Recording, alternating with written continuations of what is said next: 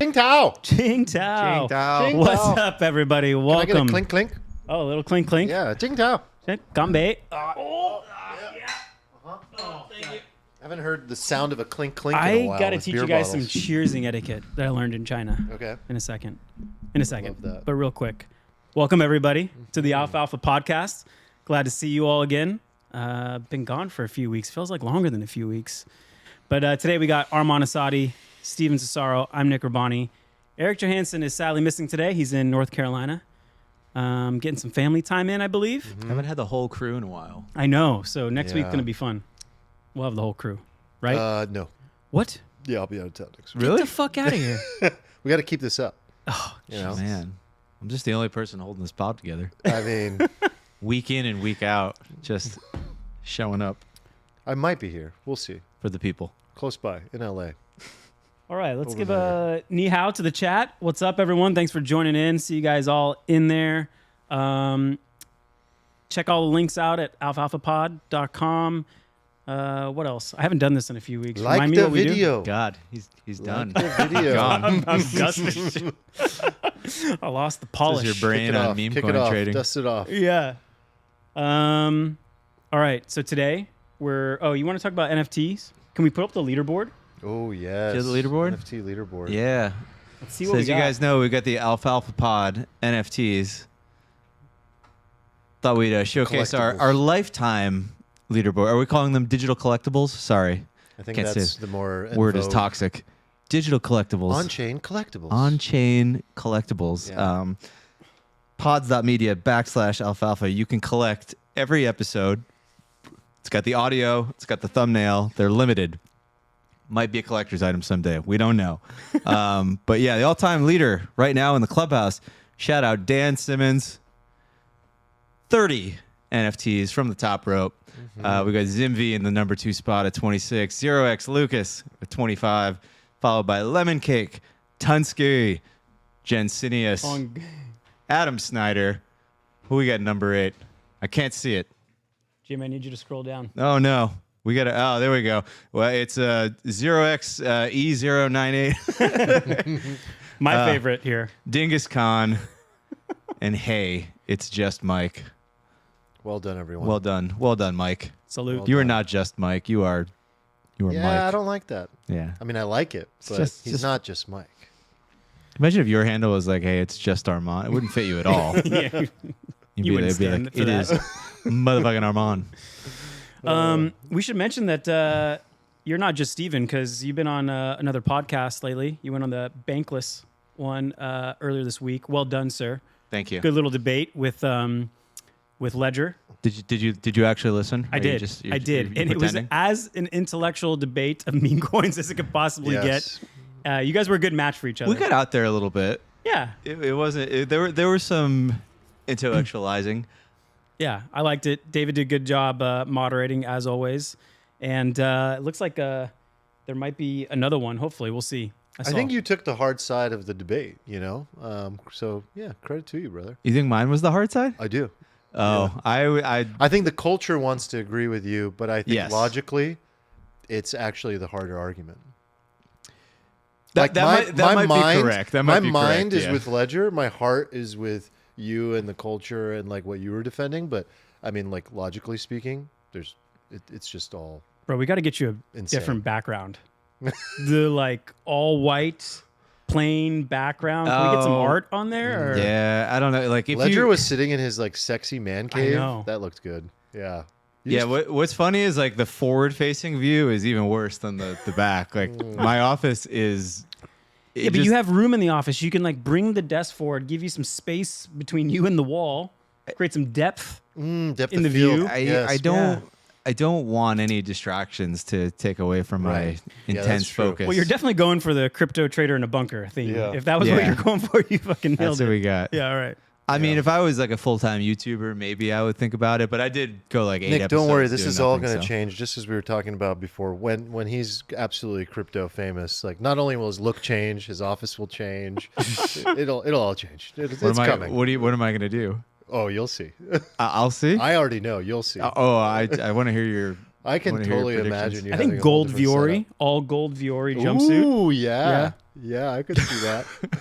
Personal sponsorship. I was gonna say you're gonna level up your pickleball like equipment, but we're already there, so That's true. there can't go any farther. I have so many paddles. You were just telling me you're going to grow your hair out. What were you going to do? I don't know. My hair can't grow too much longer. It gets like really. Dude, can we talk about how good your hair looked in that thumbnail? Armand, Yeah, People were getting off to your thumbnail. Men. that was the Eric Discord went soul pitch. full gay in to- the chat over your picture, dude.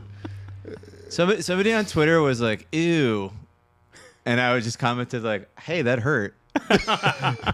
And then he's like, "I'm so sorry, I deleted." I was like, I honestly- "I'm just playing, man. It's okay." You I had a thought real it was human AI interaction. Steven. Yeah, I honestly thought it was AI Steve. they definitely ossified It was me. a hell of little a bit. thumbnail.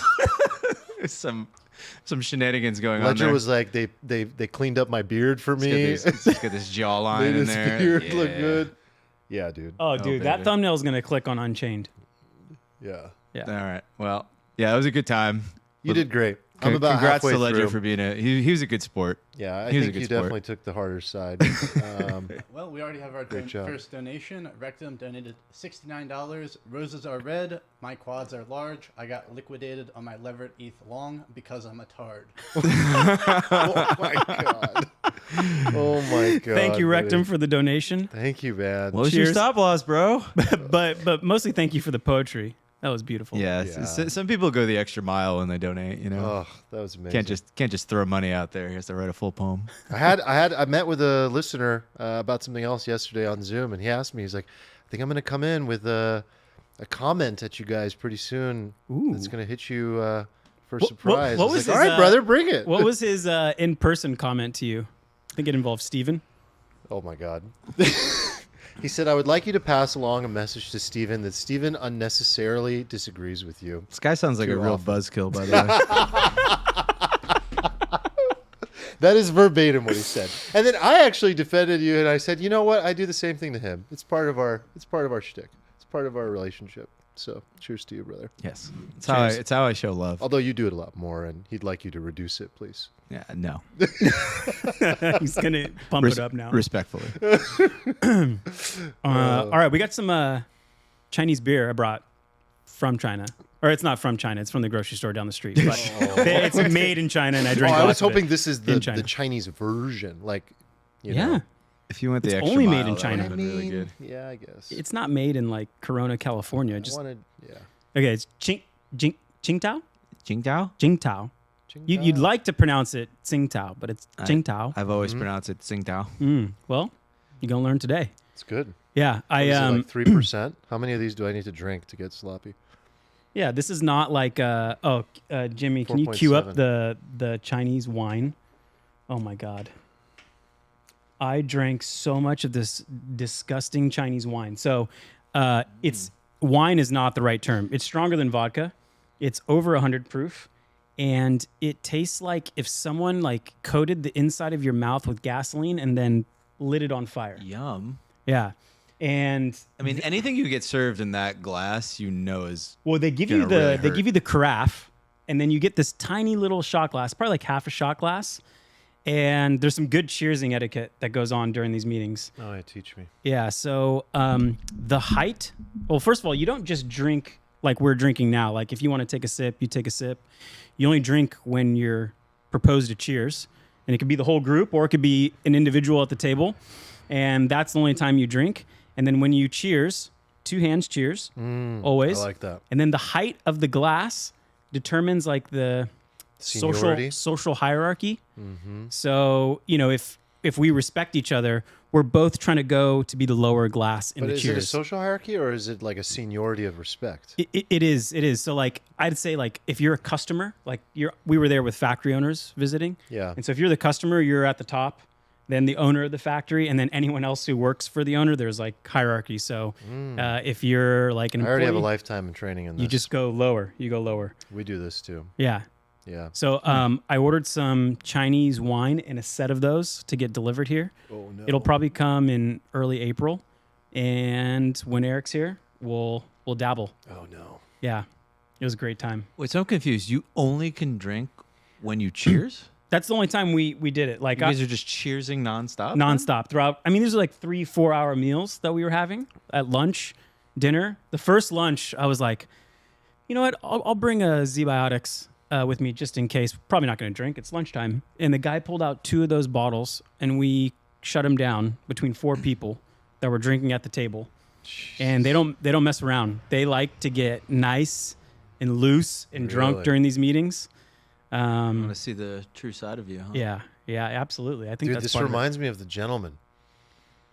When the gypsies. I thought you've been watching it. The Gentleman. What's The So Gentleman? I was talking to Chris about that. That's not you. Netflix series by Guy Ritchie. Okay. So good. Is it a newer one? Yeah, it's Okay. brand new. It's so good. Put it on It's the queue. like, English crime, gangster drama, Guy Ritchie. Anyway, there's these gypsies, and when they do a deal, he's like, the deal's not done until we So it's fucking like party. Right. Brad, And it's he like has Brad this Pitt like and Snatch? gypsy Irish liqueur that is like 120 proof that they must drink, Yeah. and it has like gas in it. This is all I drink. It's got like brake There. fluid in it or It something. was disgusting. Yeah. Well, let's give a shout out to our sponsors. A good time to do it. Check out zbiotics.com/alfalfa. I'd like to personally thank Zbiotics for getting me through this trip.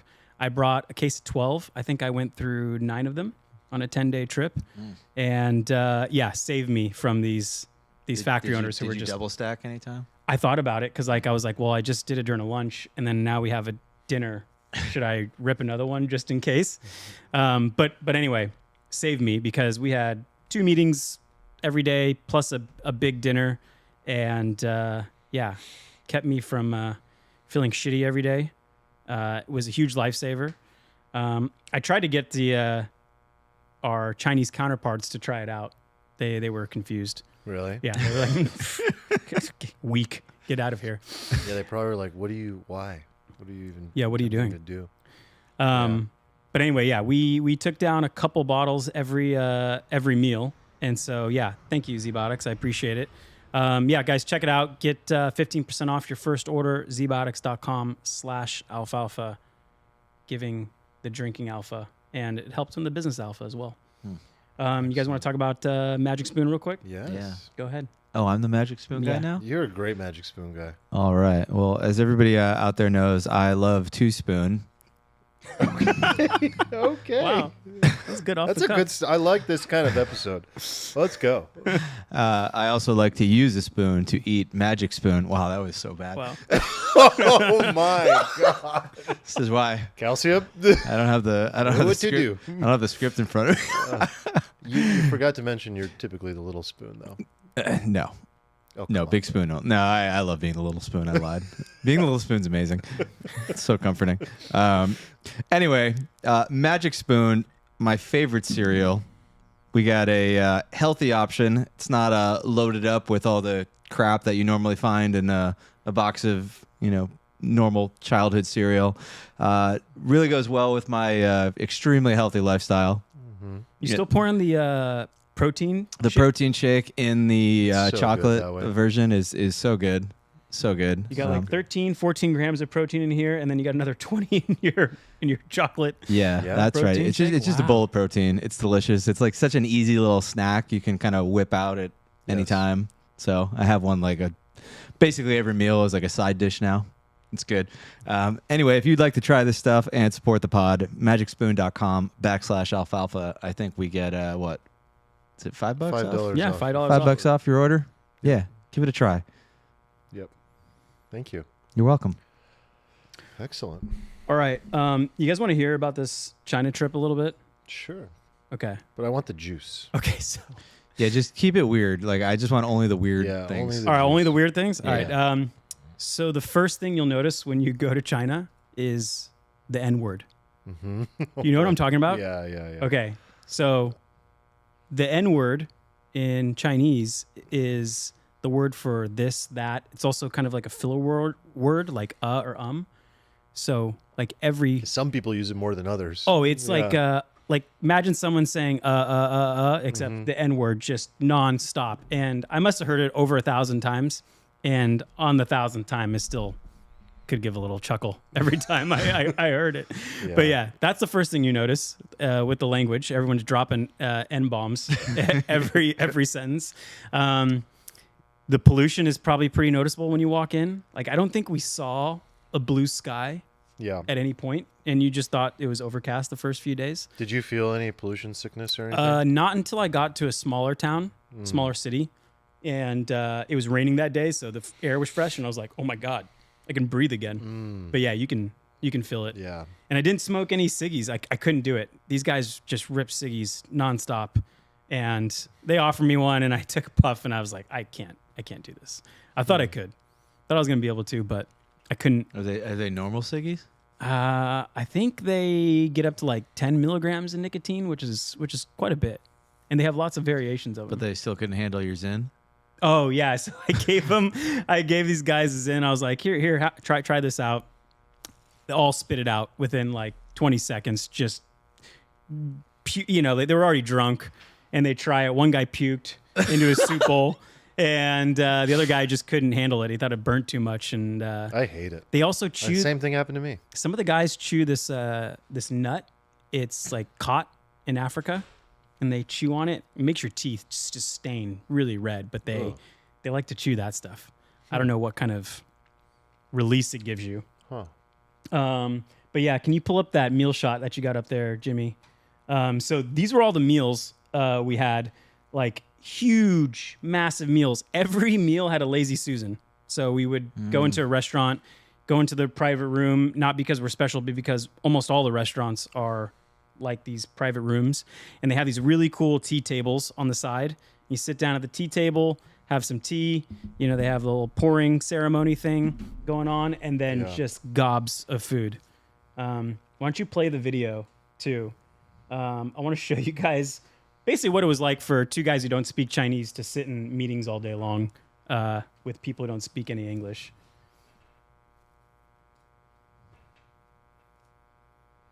没有护照号码，你别办。你的护照号码可能你换了新的那个护照号码要改，不可能的。这边护照号码都要改，都会变，对对，换新的，他们号码会变的。Okay. So it's just basically me nodding and smiling the whole time until I don't know. They take a pause. We had 3 employees there that live in China, and they would translate for us, and then we'd say something back, and then I don't know, another 20 minutes of not really understanding what's going on and just kind of smiling and nodding the whole time, except when you cheers every 5 minutes. What else was really weird? So The bathroom? they love their karaoke. Oh. And we go to karaoke, and then that. one of the guys took us out to like a nightclub. Well, it wasn't like an American nightclub, but he had security with him. So the security brings me to the bathroom, and I'm sitting over the urinal, and a man brings over a nice warm towel as I'm pissing at the urinal and puts it on like first of all, he looks over my shoulder like, oh, okay, you're peeing. And then he puts a nice warm towel on my back, on my neck, and starts giving me a massage. He's like kneading my shoulders and Oh my God, going as you're peeing. as I'm peeing up and down I the would have back. just stopped midstream. And then he checks. Okay, you're still peeing. Cool. Keep going. And he gives me a nice snap of the neck, crack each side. Checks again. I start finishing up. I'm dying laughing the whole time. I couldn't understand what was going on. And then he just followed me out the bathroom and gave a bow, and we went our separate ways. Oh my God. It was a very personal Oh my God. personal massage. I What did if not that isn't an experience that actual one. thing? There's just a guy who does that. That's just his thing. Oh man. Some of the guys there, we were talking a little politics, and from what they heard in the Chinese news, there are currently tanks at the California border because California is fighting the other states, and we're trying to secede from the union. Oh. That's yeah. that's That's the accurate. version of It's- reality. It's on their CNN, their version of CNN, and that I can't remember if Trump is for California leaving or doesn't want California to leave, and they love Trump over there. I figured Which- they would love Trump. It blows my mind because these factory owners, Trump is the one who enacted these tariffs on them. And we even proactively talk about, okay, what happens if Trump gets elected? He raises tariffs. Like, what are we going to do? We had plans to move factories to Vietnam and Malaysia. But they're just like, we asked him, why do you like Trump so much? He's like, he's funny. He's I so feel like funny. They just like his swag. Yeah. And I was like, well, what do you think of Biden? And they said he just looks like a typical politician. Yeah. He's too much of the fits the stereotype in that we just can't trust him. But they were like, Trump, he's funny. We like him. I couldn't believe it. A lot of people say that around the world. Most people around the world hate Trump, but he's not very popular. Like the West, I feel like the West, but I feel like right. when you go to these other places, they're like, more like he's endearing.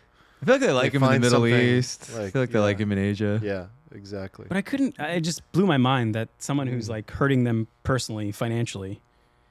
A lot of those guys were also trying to find ways to move money outside of China. I mean, that was a lot of the conversations Tell we them had. about Bitcoin. Oh yeah. And they aware were of like, it, I it's assume? not as easy No? to do that. Yeah. Like, they were like, you don't think the Chinese government has thought of this? I mean, you walk down the street and imagine every light post you see here in San Diego. Now, picture that with about 8 cameras in every direction. And not like normal security cameras, like the facial recognition cameras. I felt like there wasn't a square foot that wasn't covered by a camera everywhere we walked. And at the same time, it was creepy, but you also felt really safe. Just because what's someone going to do? I mean, you're in the system. So if you commit a crime, you're obviously going to get Is there caught. like zero crime? There's 0 homeless people. I didn't see any homeless people around. I don't want to ask why. They said that they do move them to homeless centers, and then they call the families. Like, hey, come pick up your, cousin or your, nephew now. And typically, most of the time, the families come pick them up and try to take care of them. And then I don't know what happens if they can't get a hold of the family. Maybe there's like a upgrade to like a homeless It's only encampment. in the Western world that they have that level of individualism where it's like you fuck up and your family's done with you and you're on your own. That doesn't really exist in most places. Like, they take care of you and put up with you, and if you have a problem, they help you. It's a totally different society. Yeah. That's why you don't see homelessness. No one's going to be left on the street by their family. And you could argue whose fault is it, but both sides take a certain level of responsibility where it's like, you're my family and I'm also a fuck up and I'm doing my best and you're doing your best. Right. And it's just different. Yeah, I didn't see one there though. Jimmy, can you pull up the factory toilet? I have a question for you guys. Oh God. The old toilet. Yeah, let's pull oh this my guy up. God. So Okay, what's your question? there's different kinds of factories, right? There's like high-end factories, but there's also factories like you'd imagine a Chinese factory would be. And so this is the toilet. It's a dual-use toilet, number Sure 1 and is. number 2. Oh my God. So my question is, Did you practice your squat? Your Well- Asian squat? how do you do that What do you mean? with 100% guarantee that you're not going to get your shoes dirty? Oh, your shoes. Wait, okay, hold on. Right. Is there water? You're in saying your shoes getting dirty because of You're gonna, yourself? Yeah, you're going to poop on your shoes. No. You got to work on your form, brother. No. Yeah, you got to spread them. Go ahead, take a squat and see if you feel 100% certain you're not going to crap on your own shoes. You've done it in the woods. Yes. Same thing. Yeah, but I had something to like lean against and pull No, then against. you weren't doing it all the way. Oh, You haven't done a full bore. I know. I needed like a full educational. Yeah, no, it's quite doable. I don't know. It's quite doable. Oh, my business partner. The food was the raw food was disagreeing with his stomach, and we're in this factory meeting. I've never seen him so uncomfortable in his life. You can see how he's contemplating the decision. Do I just shit my pants, or do I figure out a way to go into this bathroom and use it? I feel like there's no way he can do the squat. There's no way. Yeah, he wouldn't do it. He probably wouldn't be left with any choice but to. And he's got nice Poop his shoes pants. all the time. Yeah. Clean white shoes. Oh Yeah. God. Oh God, he would have died in that Oh bathroom. man. Yeah. Yeah, I highly recommend you try it. It's a new set of muscles that you need to work, but I passed. if you're leaning against the trees in the wilderness, that's not the full send experience. Yeah. All right. Jimmy, can you pull up Gotta the get all the video way of us down. walking through Iwu? No support. So no volume on this one, but yeah, I just want to show you guys. There's a whole city where they have this 365-day market. It looks like a shopping mall, and this place is like 5 or 6 large buildings. Like imagine 5 or 6 convention centers with 5 or 6 floors, and it's just every product you've ever imagined Like everything in this room, every room you've been in, there is a place for that you can source these products from. So this is in a city called Iwu, and we spent maybe 6-7 hours there. We got through 2 floors of one building, and you don't source your products from these people in these stores because they're often brokers and whatnot. But you can get a lot of good ideas there and check out products, and then we have employees there, so they can actually go and source the actual factories that make them. But pretty wild on how massive. Just the manufacturing industry it is and the breadth It's they cover. remarkable. It really is. It really is mind-blowing at the level of production. And like, for as much as we tease them that, they're communists, everyone I met there is just pure blood capitalist. Like they're there to talk about money. They want to make a lot of money. The best wish you could wish upon someone is like, I wish you to get rich. I mean, wealth is like, it feels like a part of the culture. Like, and obviously, Did you tell them money doesn't buy happiness? no, definitely not. Because I was trying to extract money from them as well during the process, Like, what so the that hell wouldn't are have you gone talking well. about? Yeah, so that's a good synopsis of the trip. I feel like, Nice. yeah, it was a lot. It was very intense, but I learned a lot, and Yeah, I liked China. It's yeah. a cool place. it is. It's unique. It's so different. It was fun to do business and kind of negotiate in a different culture. You'd have Yeah. like the typical meetings in the factories, and then the real negotiation would happen after a bottle of baijiu. Right. They would like factory owner would grab my head and grab our supply chain director's head because she could translate into one thing, and then he'd talk, and That's a little hilarious. translation would happen. So That's Yeah. hilarious. Adam said baijiu is the foulest drink imaginable. Oh, I can't believe you're going to Oh, make us yeah. drink it. I don't want to drink it. it is a different world. That is how all my bathroom visits go, to be honest. Animal Mother, I told you what they think of Joe Biden. All right, cool. So wanted to share that. Let's get into what else we got on the agenda today. Let's get back. Is it crypto time? Yeah, let's talk about what Weekend- happened this week The wild week. in crypto. Maybe we could even just talk about what Okay. happened today. I like this tweet because it sums up everything that happened in crypto in 10 days. And the tweet says, crypto cannot be a real industry, man. So what do we All right, got so here? first one, it all started with NFT Nick. We covered that last week. This is who you're trading against, the image that started it all. Book of Meme. The Book of Boom. Meme. This thing launched to over $1 billion in market cap in one day. Whatever. Came out of nowhere. Oh, this is one of my Slurf favorite. tweet. Oh my god. One of you dude. guys read this. Guys, I fucked up. I burned the LP and the tokens that were set aside for the airdrop. Mint authority is already revoked, so I cannot mint them. There's nothing I can do to fix this. I am so fucking sorry. And then someone in the comments, I think, put like a link to the FBI, FBI. saying like, I wonder what the FBI will think about it. And his comment was just, please don't. Please don't. Please don't. Please don't. It's just like a Please new meme within a meme. Please don't is a new meme. Yeah, Oh, we're there trying it to is. for Yeah. Please don't. at I'm FBI, working to refund at everyone. Interpol, at CIA. Wait, so this is one of these Solana pre-sales. Everybody sent him a bunch of Sol, and Yeah. they just fucked up the mint. So like everyone that did the pre-sale lost, right? Yeah. Yeah. You lost all your money. Yeah. And like kind of. I mean, it's not that much. so funny. It's not that much worse than I'm like. so sorry if somebody out there lost. Yeah. Oh man. I saw somebody posted that like some on-chain company said there were like 150 million of like Sol transferred like last week or two for these. Insane. I know it's so toppy. I just like sell the bounce. Thank My- God I left all My God, what a shit show! all my treasures and ledgers at home. Oh, Couldn't be tempted with it.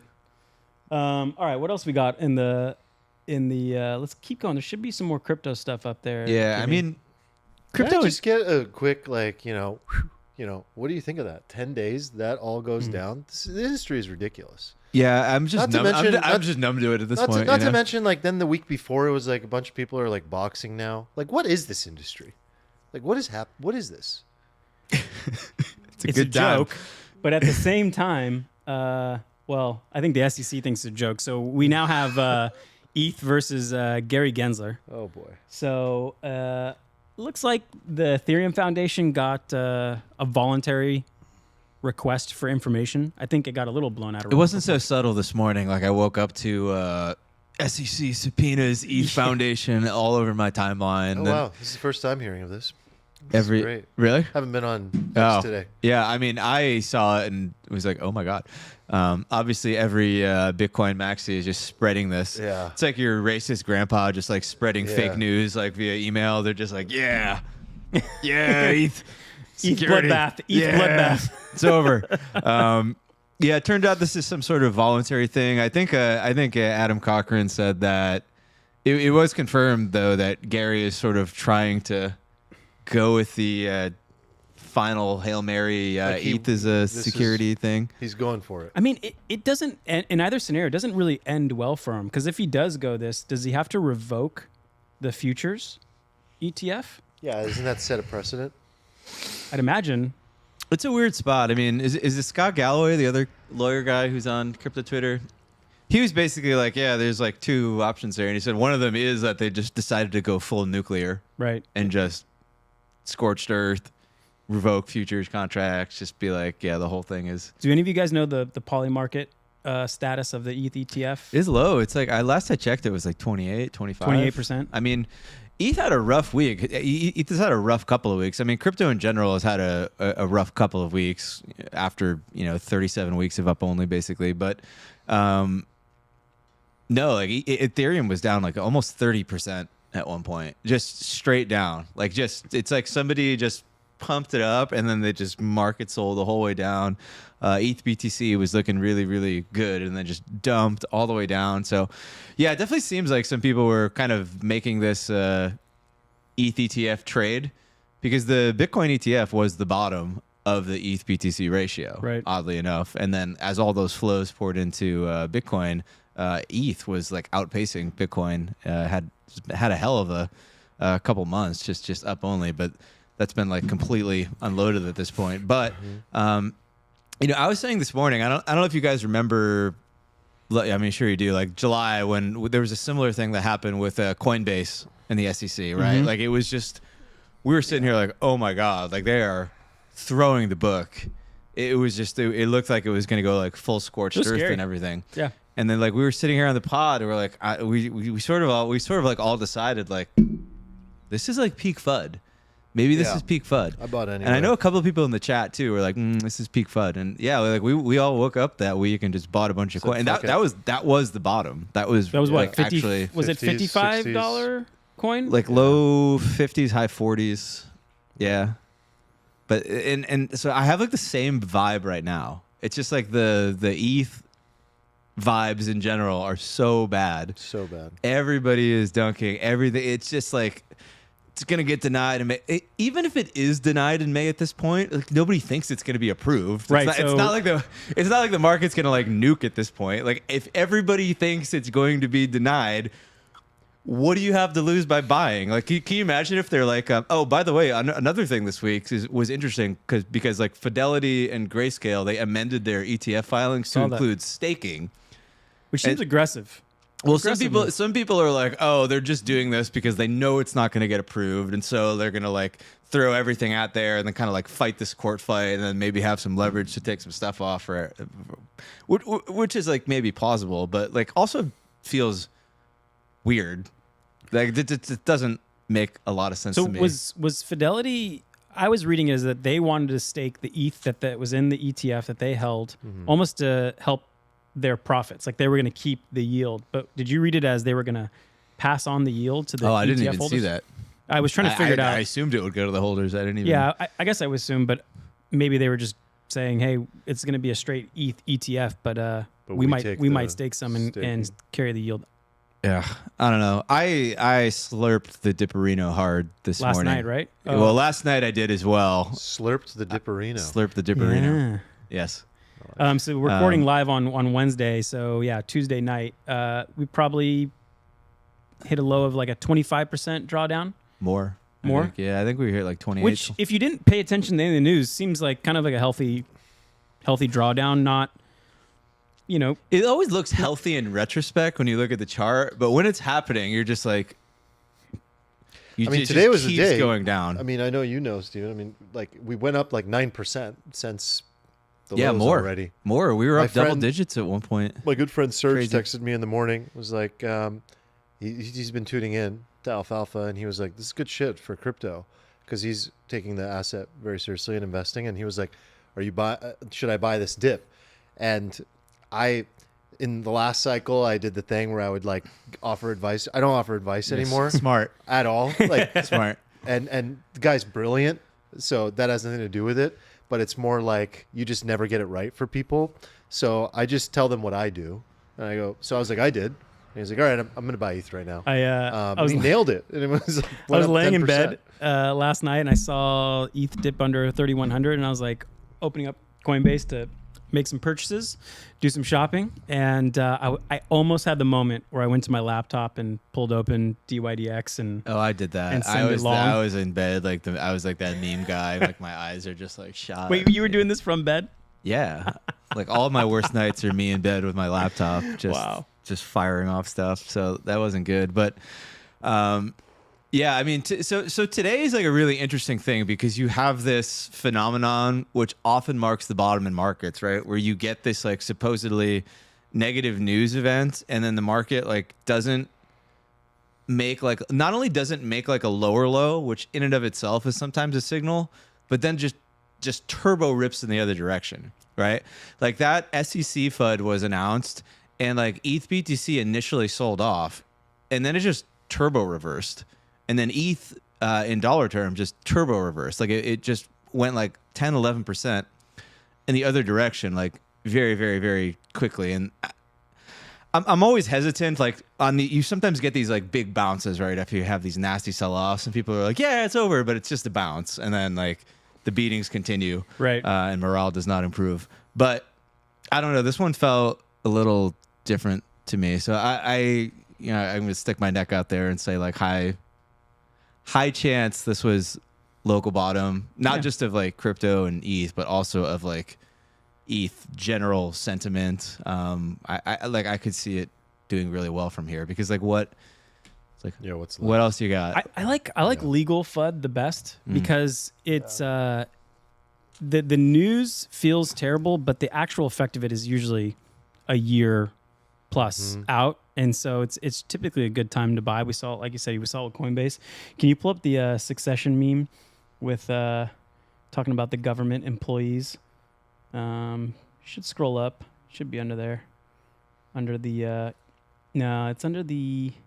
I didn't see a Succession meme. Oh, I put it in there. No. Keep going. Steven deleted it. Wasn't good enough. Wow, did you I was delete? like, this meme Dude, sucks. you totally did. No, I like never even saw the meme, honestly. Keep going. More, Didn't more. even. Right there. Oh. There it Oh. is. This is how I felt when I saw watching the SEC get smoked on this is going to be my most satisfying thing ever. He says, what is that? Kendall Roy. Oh, yeah. They're government employees. I mean, how smart could they be? That's what it felt like today. Sorry to throw shade at all of our government employee listeners. Yeah. We also got some tailwinds from Daddy J Powell today. Yeah, FOMC today. Yeah. That I didn't think you wanted to talk about definitely this, but helped. you put it in the card. It's worth mentioning because like a lot of people were, I think a lot of the sell off, right, was people de-risking into these events. It happens like every time. And for some reason, nobody ever learns. But yeah, like a lot of people thought he was going to come out hawkish today, and he did not. And like his language was generally dovish, I thought, and 3 cuts still on the table. Yeah, there's a good summary of this put out by the Kobeisi letter. 3 interest rate cuts in 2024. Core PCE forecast raised to 2.6%. Fed says inflation has eased but remains elevated. Fed does not expect rate cuts until, quote, greater confidence inflation is moving to 2%. Fed now only sees 2 rate cuts in 2025. Yeah. I mean, I thought one good characterization is that the market's thinking that Powell is looking for a reason to cut rates, but he's looking for a reason to not cut them. Like his default is to bring down the interest rates a little bit this year, and he needs a reason to not do that versus Like he needs to see something special in order to lower I it just down. think this stuff doesn't matter that much anymore. Like I just think everything is melting up. And I especially hate when people talk about like inflation, like, oh my God, inflation's 3%. It's like, well, what's growth, right? Like nobody ever talks about growth. Like if I told you inflation was 3%, but growth, like GDP was like 15%, you'd be like, all right, that seems fine, right? Like what is like, how is growth? And like growth has been really, really, really good. Like I don't think anybody cares about 3.5% inflation. Like if their wages are going up and like the economy's roaring and everybody's getting rich, like, like nobody cares. But we're all still stuck in that mindset from 1 or 2 years ago. Can we talk about some more good news? So, looks like BlackRock dropped 100 million. That was good. Into ETH. Yeah. Yeah. So it looks like they're tokenizing a fund, and there's a few different counterparties into it. Coinbase is one. There's a few. NY Mellon is part of it as well. But basically, I think it's going to be like a yield fund for your dollars. And they'll have the ability to put the money into treasuries, into reverse repo. And I'm sure it's going to produce something like 4.5%, 5% yield. And it's a good starter fund to kick it off with. Figure out the plumbing. They did mention it in their proposal that it's their first tokenized fund. And it's nice to see the it going the other way. I mean, we've been celebrating Bitcoin and potentially ETH going into TradFi, but I think the more exciting thing is seeing TradFi getting put on chain. And when you start to read these articles, it is kind of mind blowing that the market trades during these certain times, and you announce earnings typically after market, right? And then you see these huge inefficiencies when when a stock opens the next day and it just gaps up or gaps down. We've gotten used to that, but when you look at it a little closer, it doesn't feel efficient when that happens. And Bitcoin is probably one of the freest, markets out there. And you can tell when things happen over the weekend or at nights or what happens in Asia and the US, and it tells a lot. So I don't know. It'd be exciting to be able to trade some TradFi assets 24/7, 365. Wouldn't do well for your health, but it'd just be nice for a more efficient market. I'm just like more excited for what this means about ETH, It's like crypto is so funny. You get the chance to make like the same trade over and over again, and it's so obvious. And it looks obvious in retrospect as well, obviously, because it already happened. But at the time, like it's often like obvious to some people. But like everybody still, like if you just open like a random ETH ETF, like Twitter thread and just read the comments, like everybody's it's like the same playbook as last summer, right? They announce a BlackRock ETF basically, and then what happens? Like the market mysteriously dumps immediately after, and everybody's like, it gets bearish because price is bad, right? And it's just like, oh, here we go. It's just like, oh, wow, it's so weird. Price is just randomly dumping now. This news came out, and it's just like things are staring people right in the face. Like BlackRock has applied for an Ethereum ETF. They just tokenized $100 million. It's on chain. Like check the chain. There's $100 million there. Did you check? There's also some cock in you and a whole bunch of. Did you check the Etherscan? Yeah, they have thousands of dollars in like free. Like I just love that there's some accountant there who's like, sir, like how do we account for the cock in you on the books? Yeah, Like, he's gonna It's have a to real do it. conversation. it's a real conversation that's But being had. I checked it on Etherscan because I was People worried. do that just so they know that conversation is happening. Oh, there was- Every single like coin is just sending. It says like free advertising. Yeah, now. I mean, I Everybody's saw looking some at the black- Zencoin in there. I saw Yeah, some Tornado Cash dump some ETH in there to make it so that BlackRock is violating U.S. Treasury Yeah. regulations. Straight to jail. Yeah, straight to jail. But yeah, I wanted to check the Etherscan to see if like when you dump 100 million in, even if you're BlackRock, do you do a few test transactions? And it looks like they did. They like put in $25 and they put in $40 and then they like practice sending it out, make sure the money could come out, and then dump 100 million in there. It's a beautiful thing to see. That's great. Yeah. So, yeah, I mean, I think you can remain bullish even if you discount the ETH ETF when you see kind of real fundamental movement on the chain like this. Would you agree? Yeah, like people in crypto like blow my mind. It's like the investment time horizon is like 16 hours now. Like, what are the odds 2 years from now that there's not an Ethereum ETF and that like BlackRock isn't tokenizing a bunch of assets on chain? Trump is probably president. Gensler is gone. The Gensler might not even make it through the same administration's second term at this point, right? Like, what are the odds that like Ethereum is like substantially lower than it is now, like a year or a year and a half from now? It's just like such an easy bet. It just sold off 30%. Everybody on the planet is like bearish on it. 10%. It's just like just if you believe in this, in that frame of mind, that's like, to me, that's a 90% probability. Yeah. I mean, at some point, I did have this feeling that, you know, I think we used the phrase like buy dumb, sell smart.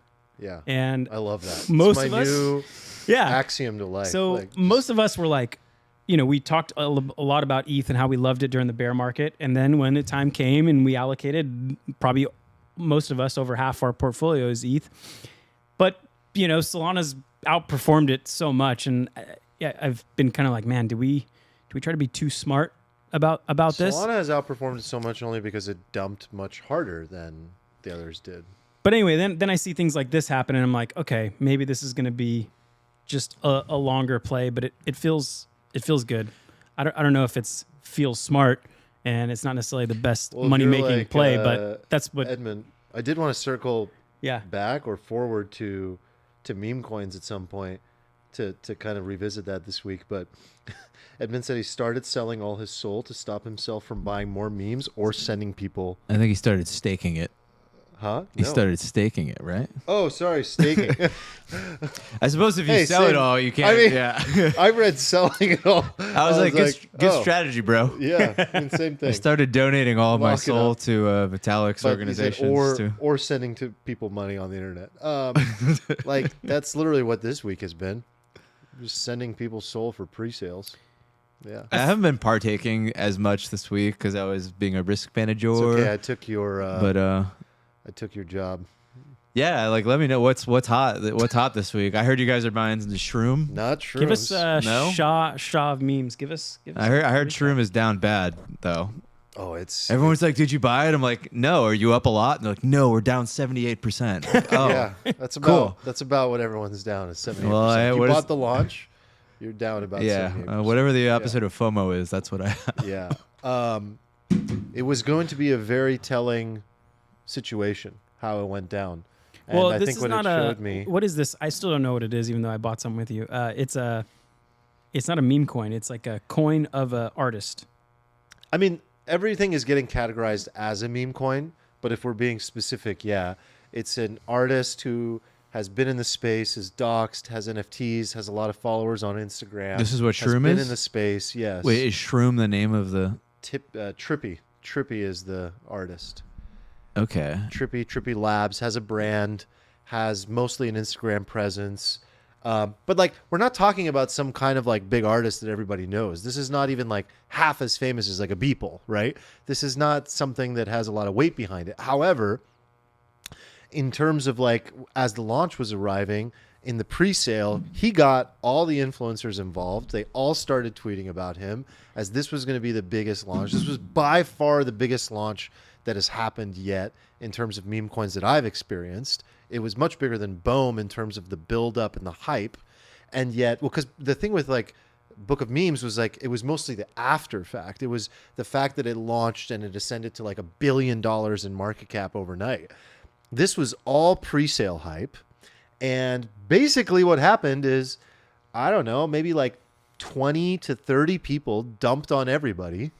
Chart looks great, man. There's a guy that bought $1 million and made $7 million. He sniped it right when it 7 launched. million? Yes. Or- Yeah. Oh, I thought it meant $7. Yes. That's a poor guy. And there's like more than a handful of people that have made 6 figures or 7 figures on this thing. I feel like it. And it just has not gone past. It basically went to like 50 million market cap. 60 million hasn't passed that. It's down to like 15, 16. Can you imagine being on some guy's boat like 2 years from now? He's got this like sick yacht, and you're like, "Yo, how'd you get this thing?" He's like, "Oh, I sniped shroomies on Solana and sold it for $7 million." You're like, "What?" I, Dude, it's unbelievable. Let's see the latest like P&Ls on this. Yeah. top P&L earner has made 8.7 million. Second one has made 1.7 million. This was my favorite. Nick and I were looking at this yesterday. One guy put like $5,000 in and made like 350. You made a good It little was- return. It was something ridiculous. But But why are you guys losing though? yeah, we didn't get the pre-sale. Oh, Yeah. but I feel like this one didn't pass the Doesn't sound like a fair the launch. two tests. Like it. First of all, it should be in a time when everyone feels rich, like they're making money and can, easily throw around a few Solanas or a few ETH. And then I feel like the meme should just make you laugh. You should kind of just get it right when you see it and know what it represents. This and just it looks didn't like greed. fit those This just criteria. looks like pure greed. This Yeah. looks like bull market I froth. was extremely excited to see how this played out because it was gonna this launch is gonna shape the future of the entire meme coin meta. Uh-oh. In addition to the fact that it was going to show us whether this artist NFT tokenization thing was going to work. Naval actually tweeted this the other day. I know Nick is a fan of Naval. I am as well. He had this really great little thing basically about how this is the tokenization. He tweeted of about NFTs. shroomies. No, Oh, but NFTs with tokens with pictures would be amazing. But yeah, look, Yeah. this showed me that this is not the path forward. It's got to be a meme. It's like if it's not a meme, it's just like I don't know. This is such a sign of froth. I hate it. NFTs are the tokenization of art. Meme coins are the tokenization of NFTs. Could have been. Yeah, Not no mo. not no more. Not no mo. What did you guys buy? I bought I think 60% of the money I put in I bought ETH, and then like 20% Solana, 20% Optimism. I bought ETH, and then I bought a lot of AVAX. What are you and talking a little about? bit of Solana. Like right now? on the on dip. the Dipperino. Oh, the dip. On the, The slurping the Dipperino. That Dipperino, was sir. Slurperino'd. I'm a pure 60-40 guy. Bitcoin 60 ETH? No, ETH Bitcoin. Okay. I should have bought, dude. Like the whiff has just been holding up. The hat is just like people are not selling the hat. It's like Yeah. unbelievable. I think I told you guys. I told my cousin about this because I was like, I think you'd like this, and now he's basically just walking around with a hat now. He just texts me randomly in the middle of the day like the hat remains on. He's just like fully latched He loves onto it. this. He loves it. He loves it. He loves it, and I'm just like, man, people are gonna love this stupid thing. This thing's going to like $100. Is it going to be on the Sphere in Vegas? I think so. They raised the money, right? I think so. Yeah. I didn't like the design, but yeah, sure. Is the Sphere just going to have a hat? That's what I expected it to be. That would be funny. That would be I feel like perfect. if it's the dog with the hat, I don't know. I could go both ways, right? Like, so if you know what it is, just the hat would be hilarious. Like, there's just the sphere, it's just the white, and there's just like the hat on it. Yeah. But like, if you don't know what that is, people would be like, "What the hell?" not I could enough totally marketing. see like the advertising sales manager. They're like, okay, we raised this money. We'd like to put it in. They're like, no crypto ads.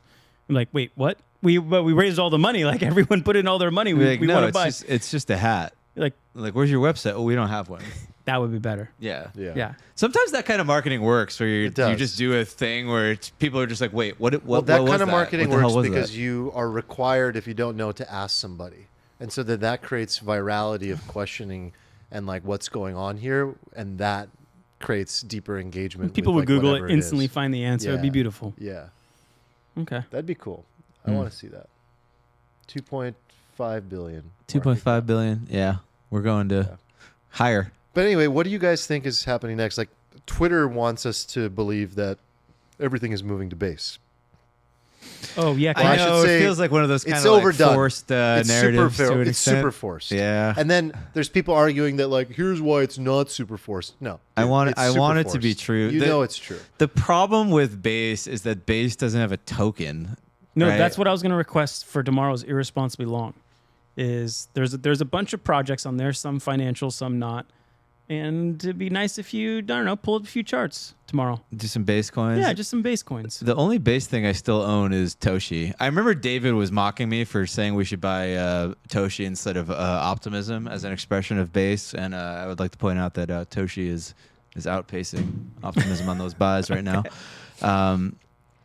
But yeah, I don't know. People like tokens, man. It's just like Yeah. you offer a token and everybody jumps through hoops, or you offer points that might be redeemable for a token at someday. It's like a carnival game. You're just getting like tickets, and like I got 100 million tickets. What do I get? And you get this small stuffed Yeah, bear. exactly. But if Base is actually going to pull people, is it going to be these like projects? Is it going to be meme coins? Is it going to be like The memes on Base Web3 does feel stuff? like very forced. Yeah. But it does have the best L2 meme culture, which isn't saying much. Although I think the best L2 meme right now is like Puff on Mantle, which has a token. Token's But, good. I'll send you a list of projects on there, and maybe you can. Yeah, blow some I would tokens actually be up. curious to dive in because I haven't really gone super into it. I realized that like 6 or 9 months ago, I did buy a project on Base called Frempet. It was like one of those. It was like one of those. It was kind of like Friend Tech where you I could remember download. it. I remember it dumping very hard. Yeah, it dumped Yeah. very hard, and it's up very bigly, and I'm still down. But I want to know what's gonna Okay. happen. So, Chart DJ. the Please play meme Front coins Pat. that have been Drop the working request in the the best channel. for me, the ones that are like a 10x or more, are the meme itself is actually good and important. Like people recognize it in and like by itself. It doesn't have like a ton of derivatives. Not even derivatives. Derivatives are fine. It doesn't have a ton of copycats. Like it's an OG original meme, and the chart in terms of like market cap and just like the chart itself, like it didn't blow up initially. Like that's the key. So like for example, Success Kid. Look at that chart.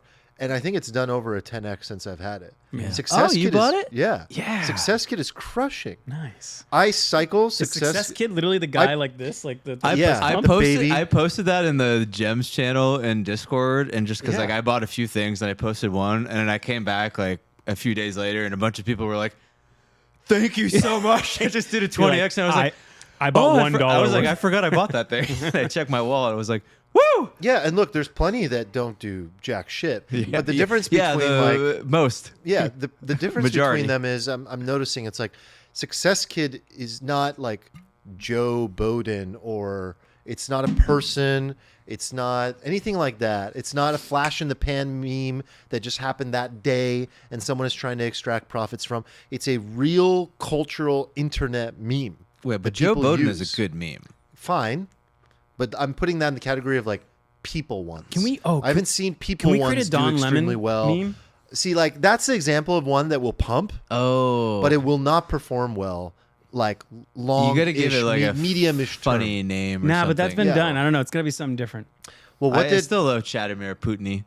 Like, I have to check on my bag. I bought like $20. didn't Maybe Elon laugh. like say like a very direct insult to him, like Don Lemon just sucks or something like that on a tweet? Probably. I didn't see Called it. him a I know, loser or said I he know. I know. sucks or- I know you. I know you saw the interview and you were not happy with Don Lemon. It was one of the Don worst. did. It was one of the worst interviews I've ever seen in my life. I mean, Don Lemon is he's trash. he's like at best I felt like sick. at best D tier interviewer, but like he's probably F tier. I think he's an F tier. Yeah. I felt It's dumber. one of the worst interviews I've ever seen in my life. What's that scene in Billy Madison? He's like, "Thank Dis- you." award you Disgusting the 0 amount- points, and may God disgusting. have mercy on your Think soul. about the amount of access he has to have Elon not just sitting there and not being defensive, being vulnerable, being open to being questioned and sharing, has the opportunity to engage him and does nothing but try to do gotchas and like ask him about his ketamine usage that he uses for depression and tries to make him look bad as an addict and feel bad about it. I mean, there were so many examples of things that he just did that were just absolutely insane and egregious. I just can't believe he tried to interview the guy who's gonna pay him, Dude. like that. Like he was he trying to be clever and bold?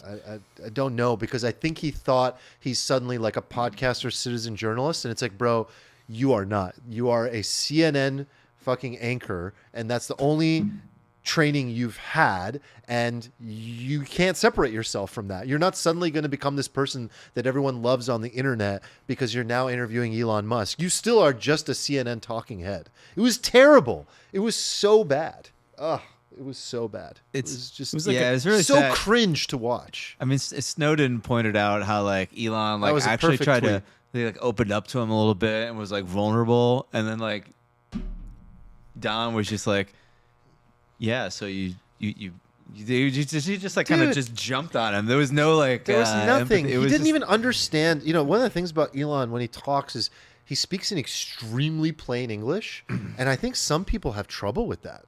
Like he's so direct and so plain that there were so many times where Elon had to be like, "Don, you're not understanding like what I'm saying," and he would say it at a third grade level. So what even you're more, saying is, yeah. He would dumb it down even further. And then Dom would just be like, just still wouldn't get it and would just talk right past him with his next point. It was just so brutal to watch. It was so brutal. can we? You just gave me an idea about the memes, right? So I think one of the interesting things about the meme economy is how it treats certain people versus other people, right? And you have this phenomenon of like, for example, like Trump and Biden. We've talked about like the Trump meme is like Trump and it's like MAGA and it's just like actually like Trump. He's on a dollar bill and it just like looks cool and everybody's buying it and it's like $1 billion market cap, right? But the market decided that the Biden meme had to be like mentally handicapped, basically, right? And that's what like. So it's gonna be interesting in a year or two, like if the meme thing like really keeps going, right? People are going to start looking at some of these Solana memes, I think, as like the like a prediction market of particular ideas, but then also like this like it's like gonna be this like real time attention scoreboard. Like, how much is your meme worth, and is the meme like shitting on you, or is the meme making you cool? And like I could see after a period of time, people being like, "Wait, why is my meme like? Why am I a Biden meme? Why don't I have a cool meme?" Yeah. And then like people start. Do you think people start doing like meme PR at some point? Like people like It's an introspective moment for them. yeah, like maybe Taylor Swift does actually launch the meme thing because she's just hired that like taller Swift is like the thing trending, and she just looks like a freaking Gargamel or something.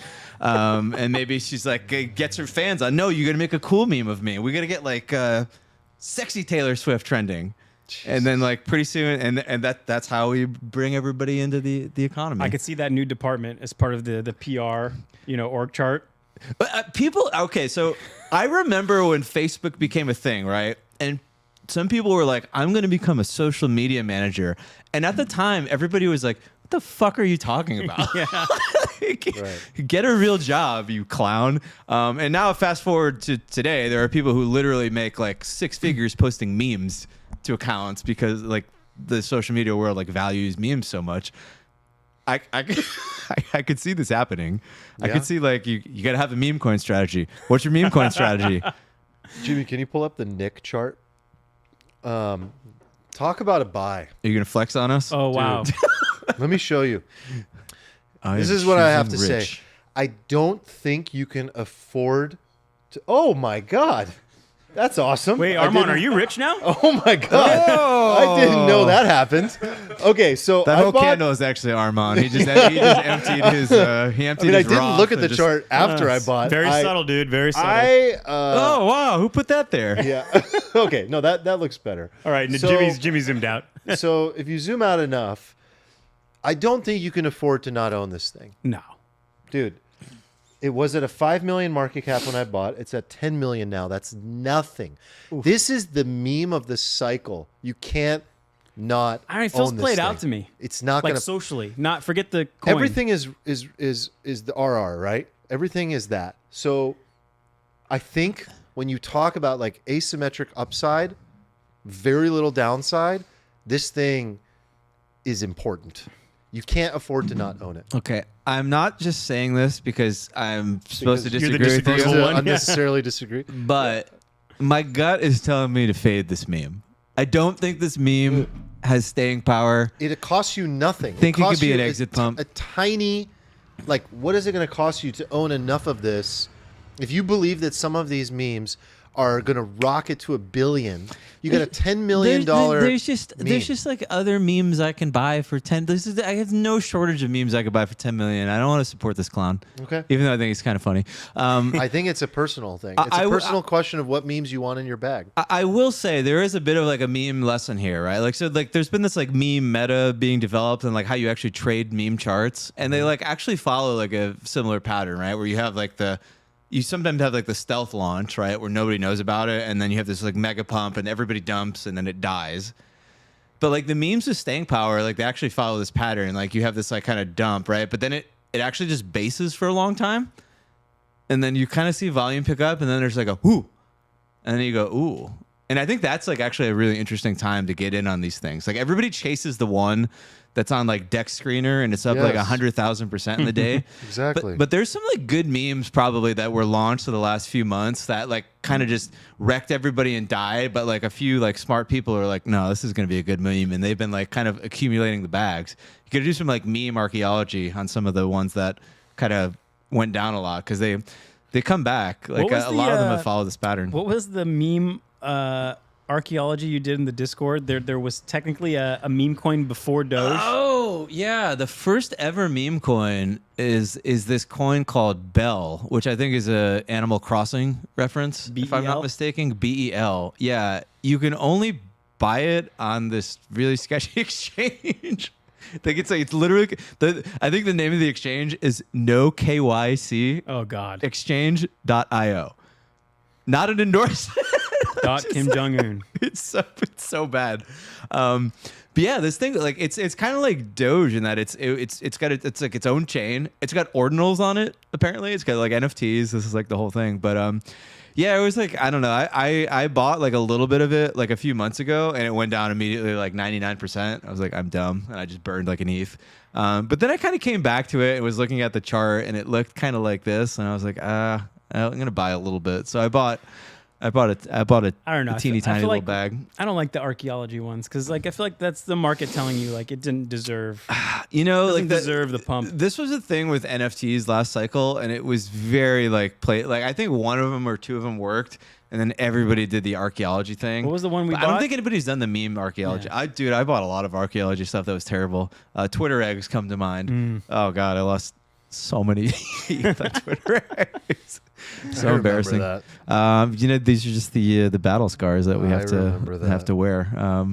So yeah, DYOR on that one. But you know, if you wanna check it out, look stuff out. All right. Any other money topics we want to cover No. before we move on? No, before we move on, like the video, and I really love what everybody did last week.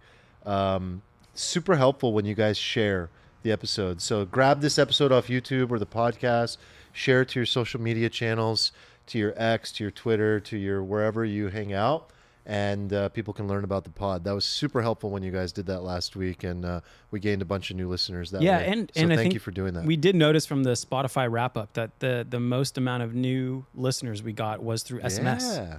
Yes, text it. Texting You can text it too. texting people Yeah. to watch and listen. So yeah, appreciate Yep. that, guys. All right, where do we want to go from here? We got a We little got some cultural, political, spicy things. I want to, Armand, tell me where your loins are pointing. You want to talk see. about Scotland police officers? You want to talk TikTok ban? You want to talk religion with Joe Rogan? Well, let's scroll. I can't see. We gotta go down, Jimmy, to the political, cultural stuff. We've done all that. Yep. Let's see. We've got. Keep going. What about this? This Scotland piece. Yeah, Okay. there we go. Politics, culture. Let's starts let's there. touch on it. Yeah, let's touch on it. Some stuff happening in Scotland. Okay, so, go ahead. No, please. This is yours, right? This caught my attention. What's happening? I mean, it doesn't. What look is happening, good. brother? I don't know what percent of this is accurate through this lens. Haven't done my due diligence deeply, but basically, police officers in Scotland are being given training to target social media posts. I remember when this happened in Australia. It was highly controversial. People being arrested for things they say on the internet. Anything that they deem threatening and abusive. There's new hate laws, new hate crime law. Actors and comedians are not given a free pass to make jokes. about things that might offend people.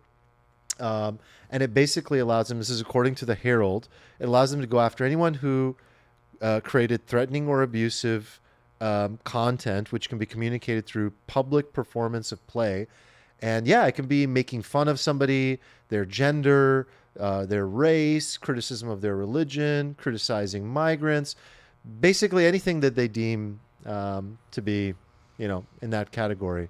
You can go and get arrested. So they're saying that these social media posts violate hate crime law. Like it actually violates the law, is what they're saying, or are they kind of going beyond and being hall monitors and not necessarily using the law as the... Well, it sounds like it's a new way to interpret the hate crime law. I think Canada is doing something like this too. Yes. Like I saw you could get a life sentence. Yeah. What? For like it was saying that the life sentence was for like if you were quote unquote like advocating for genocide or something like that. But like that's how they get you. Wow, So they like, should people are like, "Do you really want check that?" out American TikTok. Like, "Do you want that?" And you're like, "No, like I don't want that." And they're like, "All right, well it's fine." And then next thing you know, bam. I don't. Dude, Canada's rough. I don't know. I feel bad for our Canadian friends having a rough go of it out there. Yeah, look, the whole thing here is like a level of, the most important thing about hate crime is this: if the law is written and the hate crime actions are clear, then that's the law. Then there's an abuse happening and occurring, and that's a crime. And if it's worthy of the crime, if the action is worthy of the crime, then yeah, you're going to get arrested, and the courts should decide what to do with you. I think the more interesting question here is like, do you think hate crimes are a thing? Oh boy. Do you think hate crimes are a thing? Yeah, I of think course. they're a Do you thing. think they should? Well, do you think they should be a thing that's like labeled and treated differently?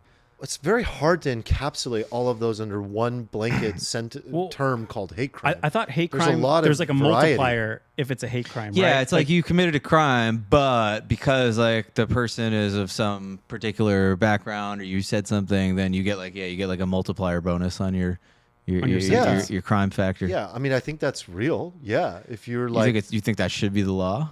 I don't know how to interpret the law and what the multiplier should be, but I think, are you asking if there should be a more severe punishment if the motivation was hate?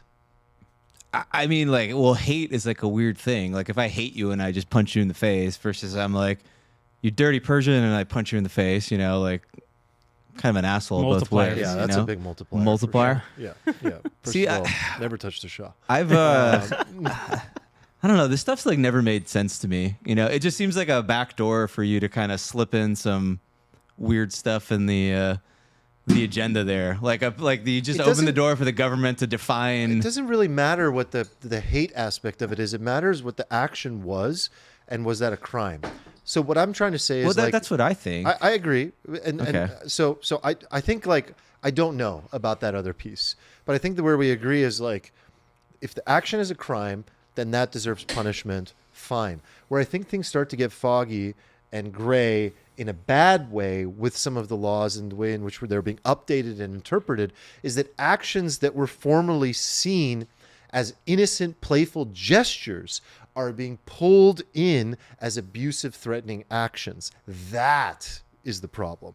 If you can't make fun of somebody, if that action of making fun of somebody is being categorized as hate, which then is being interpreted as an action that is deemed worthy of punishment by law and is illegal, then people are fucked. Yeah, I think- And so suddenly their actions become illegal, whether there's hate or not. The action itself of making fun of somebody is now what's becoming illegal. If that becomes illegal, then what we're actually doing is we're controlling speech, and we're controlling speech to a level that restricts it, not in a helpful or safe way, that is going beyond the lines to say, like, no, this is what we deem offensive. And then when you have government deeming what is offensive or not offensive, then you're basically living in an authoritarian state. Sure, but That's the concern. Is that really like the interesting, like spicy thing though? That like if government allows you to define what speech is like offensive, then it's bad.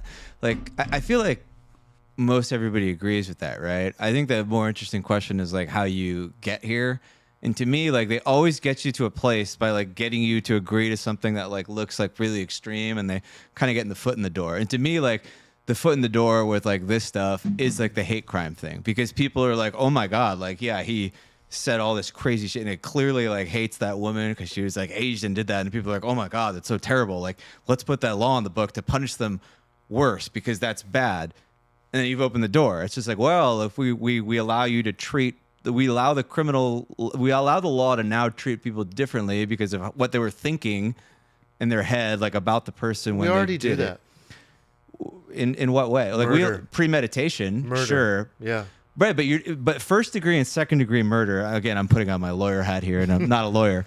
But the Small difference in like first and second degree and third degree and manslaughter, right? There's like an intent element. Right. Intent is like, I don't get like second degree murder if you're white, but then like first degree murder if you're black. That's not really how No, the the law intent should work. was the hatred, and the action was committed because you have this deep hatred, and maybe you publicly said things or you did things as a motivation because you hate the person's religion. Maybe one of or our whatever. lawyers can jump in the chat here, but like I think the big differentiator is like the element of premeditation, Yeah, right? yeah. Not so much like This isn't the same thing. yeah. Yes. So like, I think that's something that people would be like, oh yeah, we do that in the law, but like I don't know if we do. Like, and No, then it's not exactly the same thing. yeah, because like this feels like a weird slippery slope thing. It feels like you're just like handing like a loaded gun to the bureaucrats and being like, well, just don't do anything bad with that gun, and then like next thing you know, you're Scotland, and then you have like hate speech, and then people are like, well, you agreed to hate crimes, right? That's bad. You you punched somebody in the face or like killed them because of that. That's terrible. And you're like, yeah, that's so bad.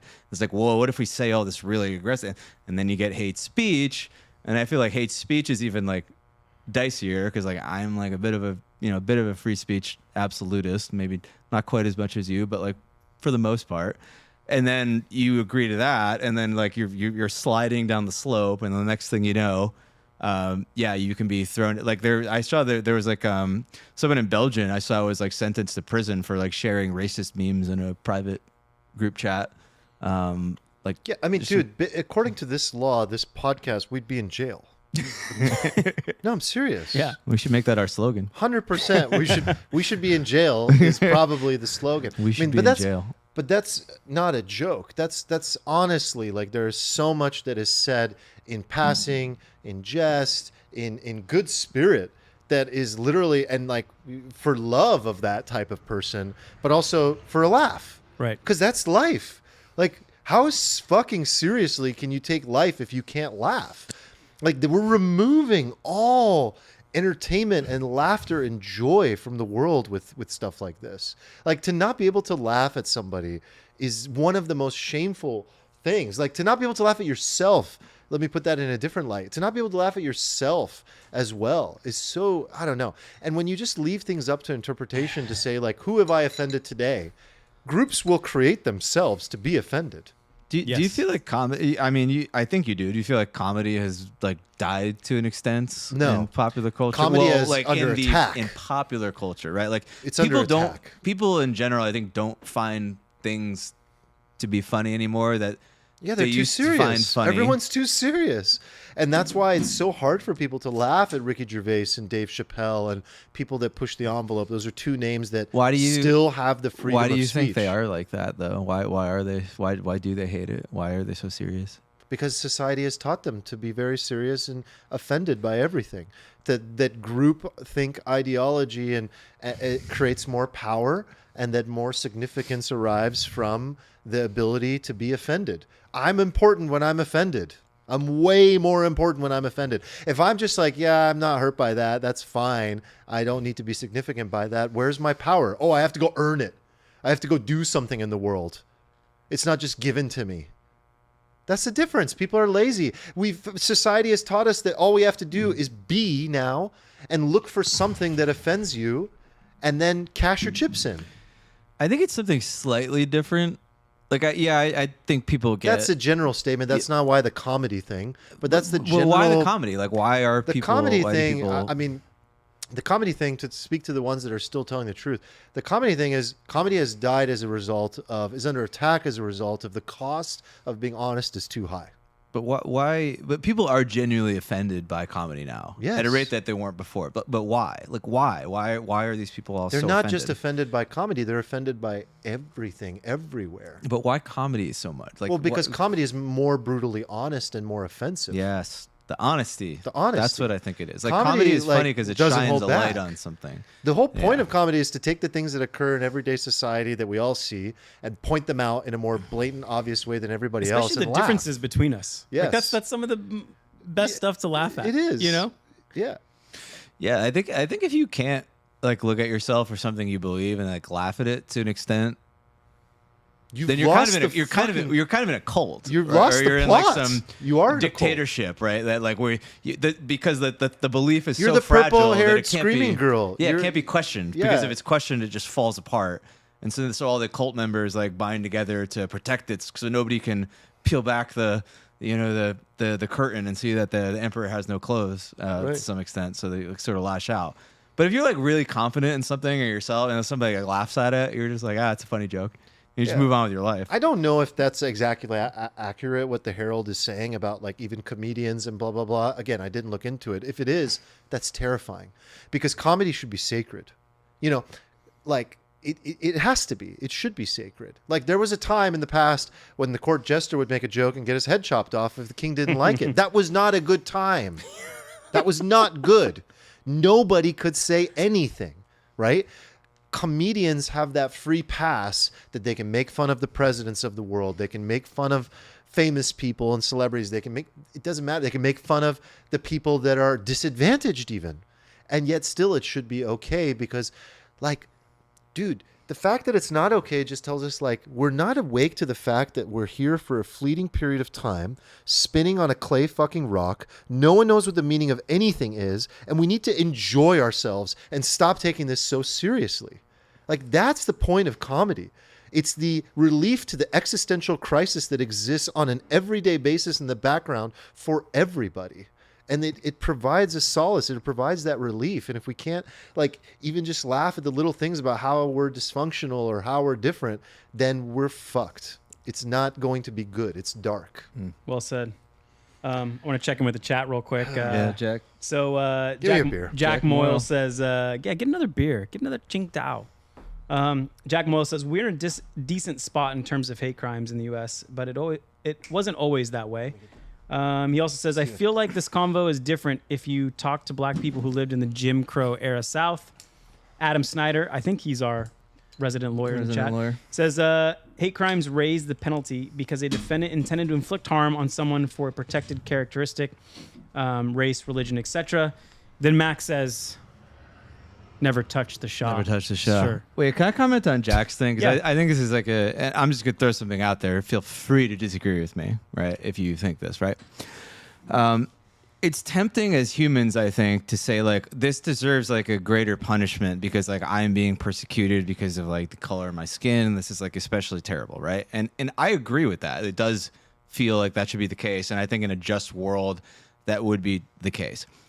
I think what you're doing in reality is you are handing a particular power over to like the people who rule over us, which is like if they decide that a particular group is like a quote unquote protected group, they can especially be harsh on you, right? And it starts off with like, yo, Jim Crow South, you have these horrible racist people and they're doing these things, and people are like, yeah, I agree, we should have like a hate crime, right? Or somebody like kills somebody because like they're gay, right? And they're like, that's fucking terrible. That guy should rot in hell forever. And you agree to that, right? But then like the government, you have stuff that's like happened in the UK and Europe in recent years where it's just like, oh, well, this person is transgender, so they're protected. And at first it's just like, well, if you beat them up or commit violence against them because of that, that's a hate crime.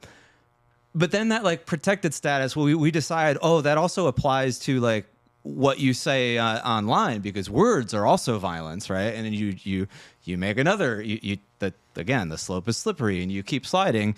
And then you get people like literally being charged with stuff for doing stuff on the internet that is just purely verbal. Yep. But it stems from the original thing, the original power you conceded to the government because you thought you were doing something that was noble and felt right. But you have to like think about the implications of like the power you're handing over and what that But that means. in I guess the U.S., isn't most hate speech protected by the First Amendment? Like, unless you're particularly directing people to violence against a specific person.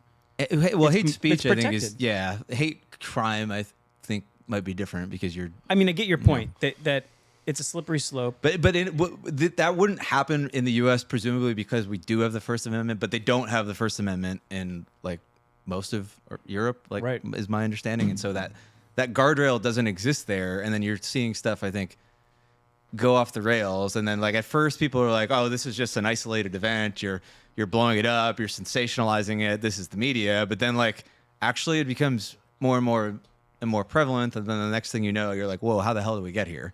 Right. And it's because you agreed to give somebody power to do something noble, but in reality, you've sort of let a proverbial. I mean, we've cat definitely out done of the that bag. socially. Like, I feel like the social enforcement is already too intense, and I wouldn't want that in like a legal forum. Yeah. That same type of enforcement. Yeah, I don't know. Just thoughts. ki- Feel free to roast I me in like the it. chat. Good discussion. Kind of similarly in terms of More questions than answers on that one. giving the government a foot in the door, Mm-hmm. kind of pulling away from where Stephen left off. I'm curious where you guys sit on this TikTok ban.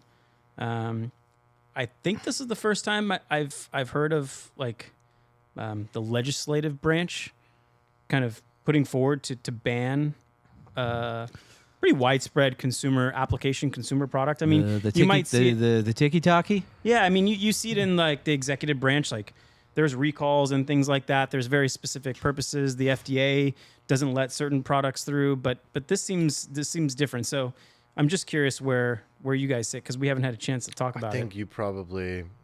I'm more curious of your thoughts on this. Do you have any strong opinions? On TikTok? Yeah. Yeah. I mean, so we did that episode. Was that like a year ago? We Yeah. did that episode, did a whole episode on this. And I don't know. I think this is like really messy.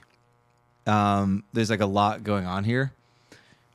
I think that objectively speaking, giving an enemy foreign power the ability to effectively program the brains of all of your population is obviously a bad idea, right? And one of the so I used to be like very like libertarian, right? Like I went full the other way after I was like dabbling in the socialism stuff, and I like jumped the shark in the other direction. I was like, no, we can't use the government to do any of this stuff because then we're controlling people. And then it just like at a certain point in time, some things are right and some things are wrong, and you can sort of adjudicate that in the public sphere. But then also like just because you believe in like democratic principles and you like if somebody doesn't opt into the game you're playing, you're like exposing your neck to them in a lot of ways. Like there are these groups that don't share our philosophies and beliefs, and they use things like free speech and all these other things, and they just exploit it. They use it as a way to like infiltrate our system, and we extend these sort of Western liberal values to people who don't opt into that system. Hang on. Is the assumption here that the algorithm for American users of TikTok is different and designed to indoctrinate them to become a waste of... Well, it's known that it's different. It is very. I mean, there's no TikTok in China. And when they had it, like I think they're like you There's go a on there, they're different- teaching kids like math and stuff. It's a completely different app. It's very similar, but yeah, you won't regardless find. of what's actually happening, like it's like the equivalent of like, you know, like I give like somebody who doesn't like you a gun, and they just stand in your bedroom and point it at you all day. And I'm they're not pulling the I trigger, don't know but, the like, answer but to they this. could. Like, why would you give anybody so- Well, I that just think sort of that power? there's an assumption of intent behind the scenes, and most of the time, what every algorithm wants to do is to give you what you want. I don't think the intent matters at all. I think just the fact that you are giving the potential for like an enemy foreign country who is basically shown themselves to be not friendly, you are basically giving them the power to, if they wanted to, turn some dials and change the way that people in the country think. In my mind, you don't have to prove that that's happening. That just shouldn't be a thing that is even allowed to have the potential to happen. So there's typically three components to this argument. It's like the social cultural influence that potentially the CCP could have. There's like a free trade argument, right? Like we can't put our social media apps in China, but they can put ours. They can put theirs in the U.S. And then there's the kind of national security argument, which is, hey, apps collect a lot of data, your location, your messages, everything about you, and they could have access to that. I think the weakest of all the three is the national security ones, because, you know, I think most strong security services, national security services, kind of have most of these popular apps already owned. That's available to them to pull those triggers if they want, steal data if they'd like, either by But having... TikTok's permissions are at a whole different level. Yeah, but like, The amount of data they pull from users is even wild. in Facebook and Twitter, I mean, they could have employees that, Yeah. you know, work there that are, you know, kind of serving for other national interests. So I don't know. I think that one's the weakest. The trade argument, you know, is probably like second in terms of like power. I don't care about that one at all. I don't care about as much either, because the like program, it's like allowing somebody to potentially program the brains of your entire populace. Like that is such a insane power to like, if you believe in the idea of government, right? The idea that we should give some of our powers and freedoms up to like let this like third party enforce particular things that are effectively for the greater good. Like if you can see that, like I can't see what greater thing there is than like not allowing your entire populace to be like brainwashed, right? But should you leave it up as an American citizen, or, you know, should you leave that up to the American government to decide? Do you want to establish a precedence where you want Uncle Sam to make those decisions? Because yes, I do. Because at least if somebody in the country at least if a U.S. corporation is doing it, they're subject to like the judicial system in some sort of way, right? But there's nothing illegal with that, and you think that's only happening in TikTok? You don't think that's happening? So let me ask you. I mean, we just did an episode on Google Gemini's. How far do you take this? For example, say a book by a French author. I think that like I don't think this book becomes viral and starts misleading the public to want to move towards socialism. There's not that much of a slippery slope here, right? Like there's like an enormous difference between like an algorithm that filters information versus like a book. I think so too, but I'm trying to understand the difference. Like to what degree? There's also a difference between France and like a country that is designated as like Russia, Iran, China. You know, like we have these designations of like countries that are not friendly to us, right? So I don't see a problem with drawing those particular bright lines, right? Like we shouldn't grant like enemy combatants the ability to just have like unmitigated access to like everybody in the country and just pump whatever information they want into people's brains. Like we live in a world, the future is a world of algorithms. Like we are constantly having our lives shaped by algorithms in ways that like most of us don't really truly appreciate, right? Yeah. There's so much data in the world, so much is filtered. I like where you were going, Nick. Like, what do we do in the world where we have open and closed source LLMs from all around the world? We have options from the Netherlands, China. Yeah, I mean, I just trying to understand here how much more deficient, or sorry, what's the delta between what we already experience in like Twitter, Facebook, Instagram, and what could potentially happen with TikTok, and including those LLMs, because we know that U.S. corporations have their own biases, and they show up in the algorithms. It's not about the bias; it's the accountability.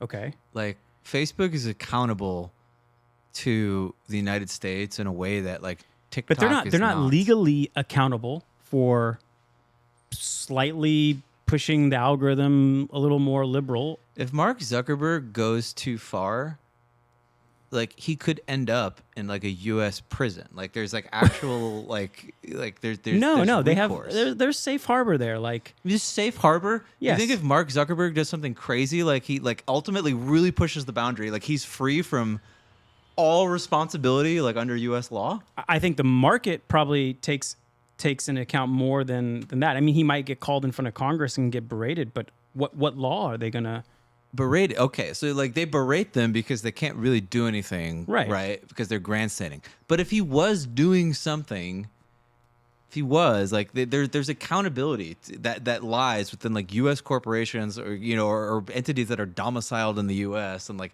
they're trade on like the U.S. stock exchanges and like it's and listen, it's different. I agree with you on your point that giving a enemy foreign power control to potentially persuade huge swaths of the population, but is that really an order of magnitude worse than an algorithm that simply gives you more of what you like?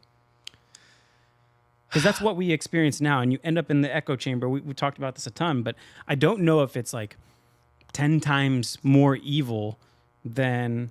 I think this is actually like a very interesting discussion at its core because it alludes to what I was talking about earlier, where it was like I used to be like very libertarian and then I decided that's not exactly correct because like I have nestled on some sort of middle ground where like I think it is important for the government of a country to have like for a country to have like some sort of culture, some sort of like moral boundaries, some things they clearly define as right and wrong, and to use the government to enforce these things. Because I think if you don't have that and you're just purely libertarian, then like there is no good, there is no evil, like everybody just is free to make their own decisions, and then like we're just all like hurtling through space and like at the mercy of other people's like the choices they make, and that's too much. That's too much for me. But at the same time, you're granting them the same thing, the same liberties about the point you made about like hate speech.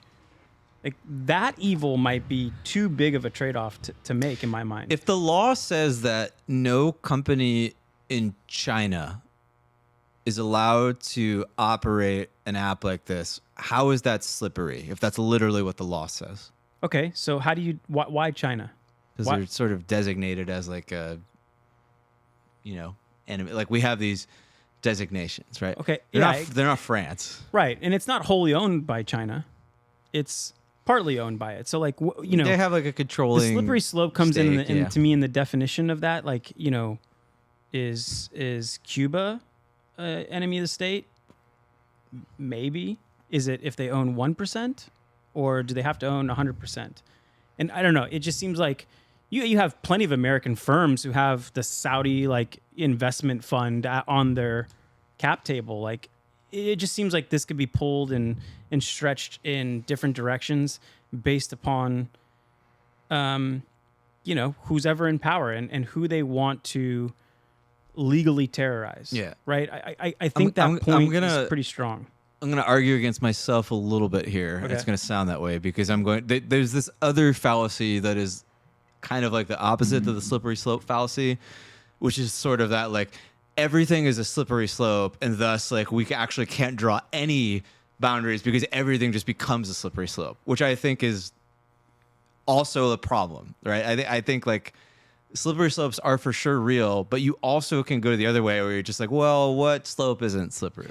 Like, I think like you could feel comfortable in the fact that like if you give government more power, it's about the language of the power that you give, right? So if this bill went through and it was just basically like, yeah, whomever the government designates as like a foreign interest of, a particular magnitude and has like some sort of substantial stake in the company. Like if the thing is worded so that all the language is like very vague and it doesn't define things, then yeah, I'm not in favor of that at all. Like I would want a bill to be like very specific. Like I would even be okay if the bill was just like, this bill is literally about like TikTok.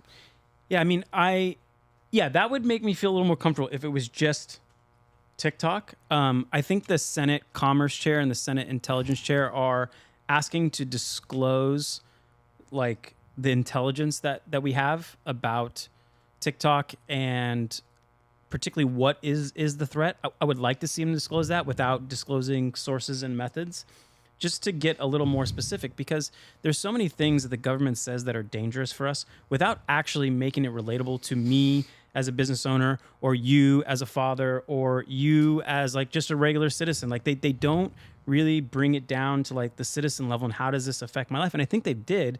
They'd be a lot more persuasive. So I would like to see that information.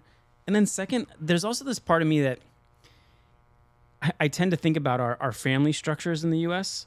And we have a high divorce rate. We have a lot of like broken homes, you know, in the traditional sense. And I wonder if we too easily give up power.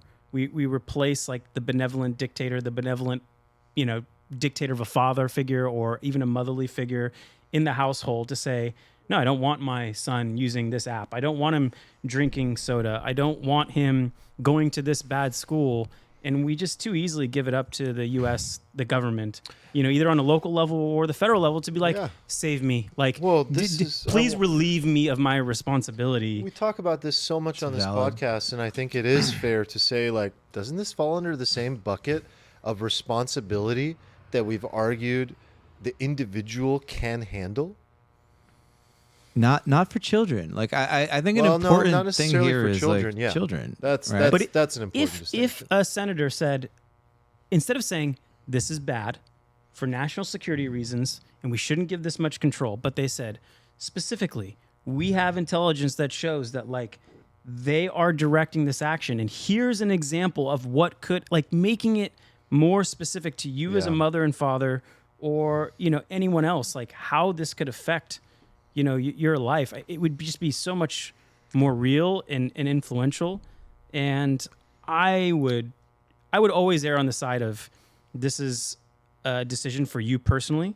Do you drink Coca-Cola with 54 grams of sugar in it? Should you use TikTok? That is should so you crazy allow that there's that much sugar in should you allow your Coca-Cola. children to use it? And it's hard.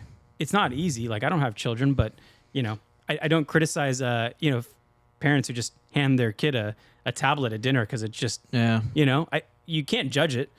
But at the same time, like, I don't think we should defer that responsibility. But like, so the differentiation here between like drinking a Coca-Cola, I guess, is that, well, at least in a world where there's not like a public healthcare system, there's not really the same externalities to you drinking Coca-Cola. Like imagine TikTok is like very extreme. Like imagine it's like 5 years in the future, AI has gotten so good that like the person who controls the TikTok algo is really able to systematically like actually program people. Not like we're sensationalizing it a bit now, but like actually they can. Is that not an externality at that point? Like that I have to live in this like society where people have been like actually like basically brainwashed and programmed, and I have to deal with that. Like because we have this precedent that like, you know, I can wave my fist around as much as I want to until it like starts hitting you. Like we see this in like environmental law, for example. You can't just do whatever the hell you want because like I also need access to the river and the clean water and the air. You're right. There are these good scenarios where there's really severe lagging effects. Like if you don't make those environmental standards now, there will be these large society-wide lagging effects that might not show up for 15 years later. But similarly, I don't know, there's that in a lot of places, and I don't want to give the government that much control. Like, you know, if you drink a soda a day, it feels good immediately. But yeah, there's a 20-year effect that it has on your body, and, you know, you're responsible for your own decisions. Similarly, you know, scanning through 500 TikToks at night feels good. It's fun and it's enjoyable, and it just gives you all those dopamine feels that you want. Similarly, how I scroll through Twitter, you know, and I don't necessarily want the government to play a bigger hand. I mean, do you think like a 9-year-old kid should be able to just like access like hardcore pornography sites on their phone? Well, how would he? I did. What do you mean? How would I did it? I did We it. know through, we know you're an overdeveloped flower. Well, I you bloomed didn't do early. it through a mobile phone. I did it through a black box. Okay, Look, I understand this argument that's like, oh, you're a parent, you're responsible for everything your kid does, but that's just like not true. Like there are so many things, there are so many structures set up by society. You can't, like, we have like a Food and Drug Administration because we can't filter and process all of the information. Like we have all these agencies because like we as like humans, we can't know everything about everything. all of the time. So like we have precedent that it's okay for certain like Fine, slap a nutritional label on the TikTok in the App Store, controlled by a like evil state that would prefer to control your thoughts and But we don't sell tobacco to 12-year-olds. Even though you say like, oh, stick a label on it and it's fine, but it's not fine, right? Just because there's a label on it. Yeah, I don't know. Like, what are you saying? Like, we should ban TikTok for certain ages? Okay. So there's a really interesting discussion with Jonathan Haidt on the last Joe Rogan episode, or maybe a couple ago, and he cited a study which was done where like kids were asked like if these questions about like do they wish they like never had social media and everything, and like when you frame the question where it's just like, okay, if none of your friends had social media and then you also couldn't have it too, would that make you happy? And the amount of kids who said like yes Right. was overwhelming. Like the main reason everybody just wanted this thing was because everybody else had it, Yeah, right? no one wants to be left out. It's a good example of that is a collective action problem. Government's actually pretty good at collective action. Yeah, problems. I mean, I agree with you. I think like banning TikTok would actually probably do a net good for society. That's the core of this entire discussion. But should you? That's the discussion I want to have. You guys are Should you delegate in the policy that part of responsibility? it, but I think that's the most interesting part, and that is the question: do you delegate that No, responsibility? I don't think you do. Like, even though it seems such an So obvious, do we net just slap good. one of these on it? Yeah, parental advisory. Parental explicit. advisory, explicit content. Just make you sign off when you open the app. Okay, so that's funny because it harkens to mind like when I was a kid, right? Right. Like you had these like rap albums or rock albums, and they had that label on it, and my mom was just like, oh yeah. my god, like it was like the worst fucking thing in the world that like Yeah, I could my like mom listen to Dookie, right? Yeah. Like I was just gonna ruin me forever. Like Matchbox I could not 20. touch it. I couldn't. Right? She was like, "What is this warning on?" Okay, so there is a Meanwhile, voice I'm in my listening to head that's just Tupac. like, it's like, hey, you're just doing the thing your parents did to you, bro. Like, what are you doing? Like, it's the same thing. But like, I don't think it's the same thing because I think as technology evolves, right? It's similar to weapons, right? When we just had like weapons and they were just like sticks and stones, it was like, okay. But then we got guns, and pretty soon, like, we needed somebody to come in and do stuff. And then by the time we graduated to nukes, we'd have like a global treaty because shit was just getting too powerful. It's the same thing with tech, and it's going to be like way worse in an era of way worse AI. with Like AI. these things are becoming like borderline weaponized and having minds of their own, and doing like way more damage than like a kid. Like the damage that can be done to a kid, like watching TikTok 4 hours a day for 10 years versus like listening to like NWA is like, it's obviously not the same thing. It's obviously not the same thing. I agree really strongly with that. I don't think we can like leave this up to the household because one individual is not enough to like extract from the system. They'll feel too much FOMO from not being a part of it. And I think the real best argument for government intervention in this area is that it's too powerful. That's the real best It's argument. too powerful, and the entity that controls it does not have direct accountability within our borders. I Dude, think. like, Yeah, Is- that's, is, like, that's the a good thing. argument. What too. do you think is a bigger slippery slope? Is it like what a hate speech is, or what app is too powerful and now it needs to be regulated? Like, It's what app is too powerful. oh, okay. Because like you Yeah, can literally that define sounds super specific. can literally define the country and like the percentage of like you can define stuff, right? I mean, I'm okay with the divestiture like thing. Like, yeah, you can't own this. And Look, although I like, generally disagree with like hate crime laws and stuff like that, like if you wrote the law that was just like if any person screams like die whitey while like killing somebody, like that's a hate crime, I'd be like, okay, like I don't know if I agree with that, but it's like enshrined in the books It's at in a least way specific. that is specific and doesn't grant like broad like abusable powers, which I think is an important distinction. Like I'm not for just enforcing this with just vague language that just gives the government like broad swaths of control. Like I think we can thread the needle here a little bit and like do stuff that's good. I think I need to cleanse my palate. Okay, let's cleanse it. Okay. I think that's good. Do you guys feel satisfied? I'm good. yeah, Okay. I feel like that could have gone for 4 hours. Yes. So I'm just gonna close it here. Jimmy, if we can jump toward the bottom, Bring us home, baby. There's a couple things toward the bottom. Maybe we hit one or Let's both just do of the them. door. Yeah, let's do the bottom. Let's the just last do the one. door. Yeah, Let's that send one. it home. Okay. Send me home. All All right. So we're looking at an image. Option one. Travel. There's 3 doors. 3 doors you can walk Three through. doors. I assume, by the way, you can walk back through the door. That's the whole point of it. No, No? no. All right, Wait. explain the 3 doors okay, first. well, explain it first. And Wait then a second. I'll- Steven's already jumping No, to no, like I rule I interpretation. have pre-gripes. I have pre-gripes. Especially for people just listening. All we know that the image says is you can only choose one, and there One are door. 3 doors. Travel 50 years into the past, $100 million, or travel 50 years into the future. You should have saved the 100 million for last. That would have been way funnier delivery, by the way. Okay, so travel 50 years in the past, I was like, oh, wow, the first thing I could do. Wait, what is like- the point of that if you can't come back though? Like it's Okay, a one-way door. So let me finish. Like I was like, if I could travel 50 years in the past, I could make $100 million. I know exactly what stocks What to you buy, know. and then I was like, oh, there's door number 2. That's great. Right, but you could make like $1 billion, presumably. You better make a lot more. You than could $1 billion. like how much money do you think you could actually make if you just airdropped into 1912 or something? Probably the first trillionaire. Yeah. Yeah, a lot. Yeah. A lot. But if you're stuck there, then like who cares? Exactly. You don't even have a TikTok to share with your friends on how much money you made with your I new don't know, trading maybe- scam. I don't know. I could see like living through the Roaring Twenties being kind of, but then it gets kind of bad after that. I just know too much about what comes next. Yeah, there's probably a bunch of diseases that haven't been cured. You guys aren't very good at calculating time. We're not going back to the roaring 20s here. It's 2024. We're going back to the 70s, brother. Touche. Yeah. Okay. I think in our head sometimes it's still 1999.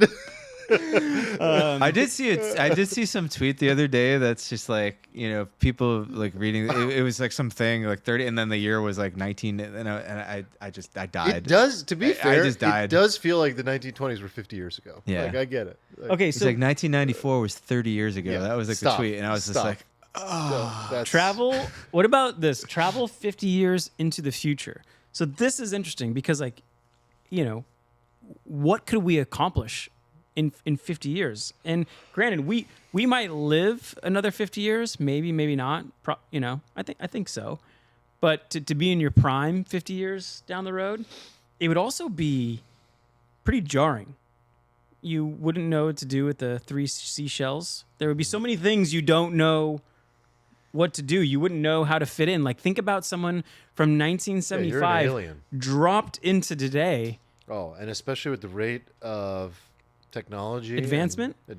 you're an absolute You- alien. it would You're a probably caveman. be interesting and curious, but at the same time, emotionally jarring and maybe Well, not I think as for fun. most people, this isn't like a monetary question of like which one is going to make me the best life, but more of a curiosity itch. Like some people have a certain fantasy, a nostalgia for the past. But isn't only one door like a curiosity one? Isn't only I feel like the future one is a future- curiosity door, and the other two are get rich doors. No, I think the past one is a curiosity door too. No, it's a mega get rich door. It is it comes with It's the benefit it's of the biggest get rich door. It's the benefit of getting rich.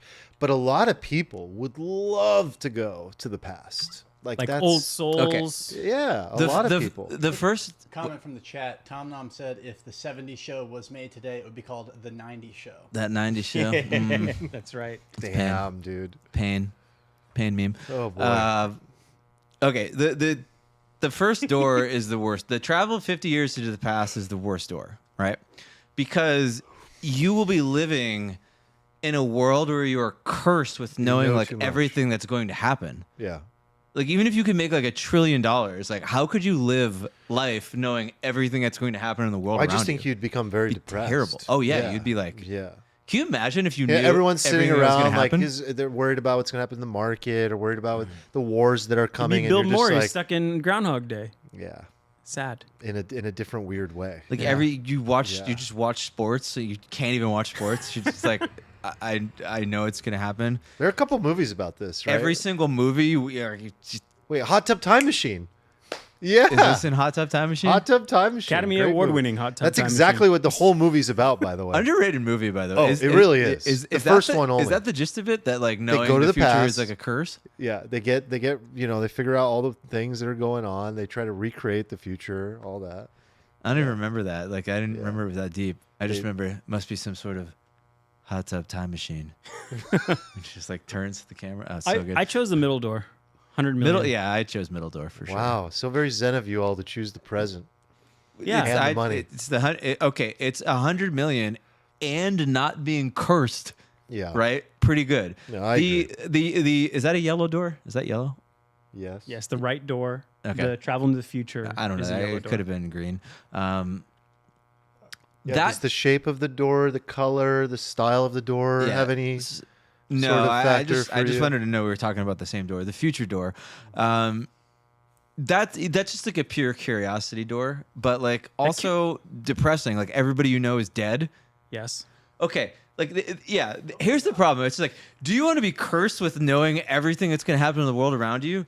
Do you want to like observe the future that you will someday achieve, I guess, except everybody around you is like basically dead or aged and you don't have $100 million? Or do you just want $100 million? I mean, come on. Yeah, I'm Good sold. arguments? Tell me I'm wrong.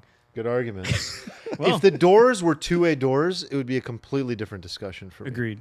If I could come back, and I think if one of the doors was like, okay, two doors, revolving doors, 50 years past or 50 years future. Future. Revolving doors is more interesting. Future. Yeah, Easily. you want to see it? Yeah. Yeah. Okay. Steven wants to get mega What rich if you could and also then come back. choose the time? Yeah, if not just 50 years. What if you could go back 3,000 years, 1,000 years, 500 years? Can I go forward 50 1,000 years? Yes. And it's just a big fiery ball of flame. It might be. Like, And then, ooh, wow, and then we the must have doors made don't a mistake revolve. along the way. And the doors don't revolve. Did you just get There's out? no You're doors in like, this "Door, universe. door." The door's just gone. We're just vapor. Whoops. There's no matter. Yeah. That would be wild to just go like 1,000 years and just be like, Where's everyone? huh. Or maybe it's just like, Ooh, that's a scary thought. That's a really scary thought. it's like that Rick and Morty episode where you walk out and it's just all women everywhere and all the women are just ruling the whole world because they figured out how to reproduce without men. And instead of saying hi, they just say like, I'm here if you need to talk. I'm here if you need to talk. And then the men are just roaming outside in the jungle like savages, like outside of civilization. Eating grass. Yeah, basically. I have not seen that. Oh, it's funny. You should watch it. Okay. How do the men survive? They're just like apes, basically. they just devolve to being like roaming, like tribal ape Jesus. warriors. Yeah. The women cast them out of civilization because they're too violent and they don't need their penises anymore. I mean, not a terrible take. Yeah. It could happen. Could happen. It's plausible. yeah. It's plausible. Yeah. All right. Let's wrap it up here. Like, if you guys could like the video, all of you watching live, appreciate that very much. All of you who aren't watching share the live, pod. tune in tomorrow at 5 p.m. PST on Thursdays.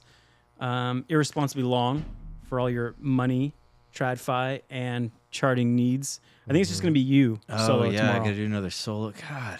I know. Really? Eric's really You're not going going to zoom him in? Yeah, zoom him in. Zoom him in. He doesn't dude. like Zoom. I'm not a Zoom guy, man. You know, I just like being in person. It's like not That was fun a for me. pretty It's just not good. fun for me. That was a pretty good, Eric. That was pretty good. You got to work on the voice, but Yeah, you know, it's literally the first time I've ever done it. So, Yeah. give me a Yeah. second. I'll get there. So check that out Thursday, and then next week Wednesdays 5 p.m. Come in the live, join in the chat. It's a lot of fun. We had a lot of fun today with you guys it's more like as this. well. Not a Zoom guy, man. More of a in person, in the flesh kind of guy. Pop a few beers kind of guy. Yeah. Yeah. Yeah. Want to look at you? Want to smell you? That Want to just, know you're there? that just sounds like you, but Well, just ignore my voice. I can't do the ignore voice. your voice. either. It's so velvety, Distinguished. so smooth. All right, So guys. smooth. Jeez. Thank you everyone for joining. We love you lots. Thanks, See you next week. everybody. All right. Bye.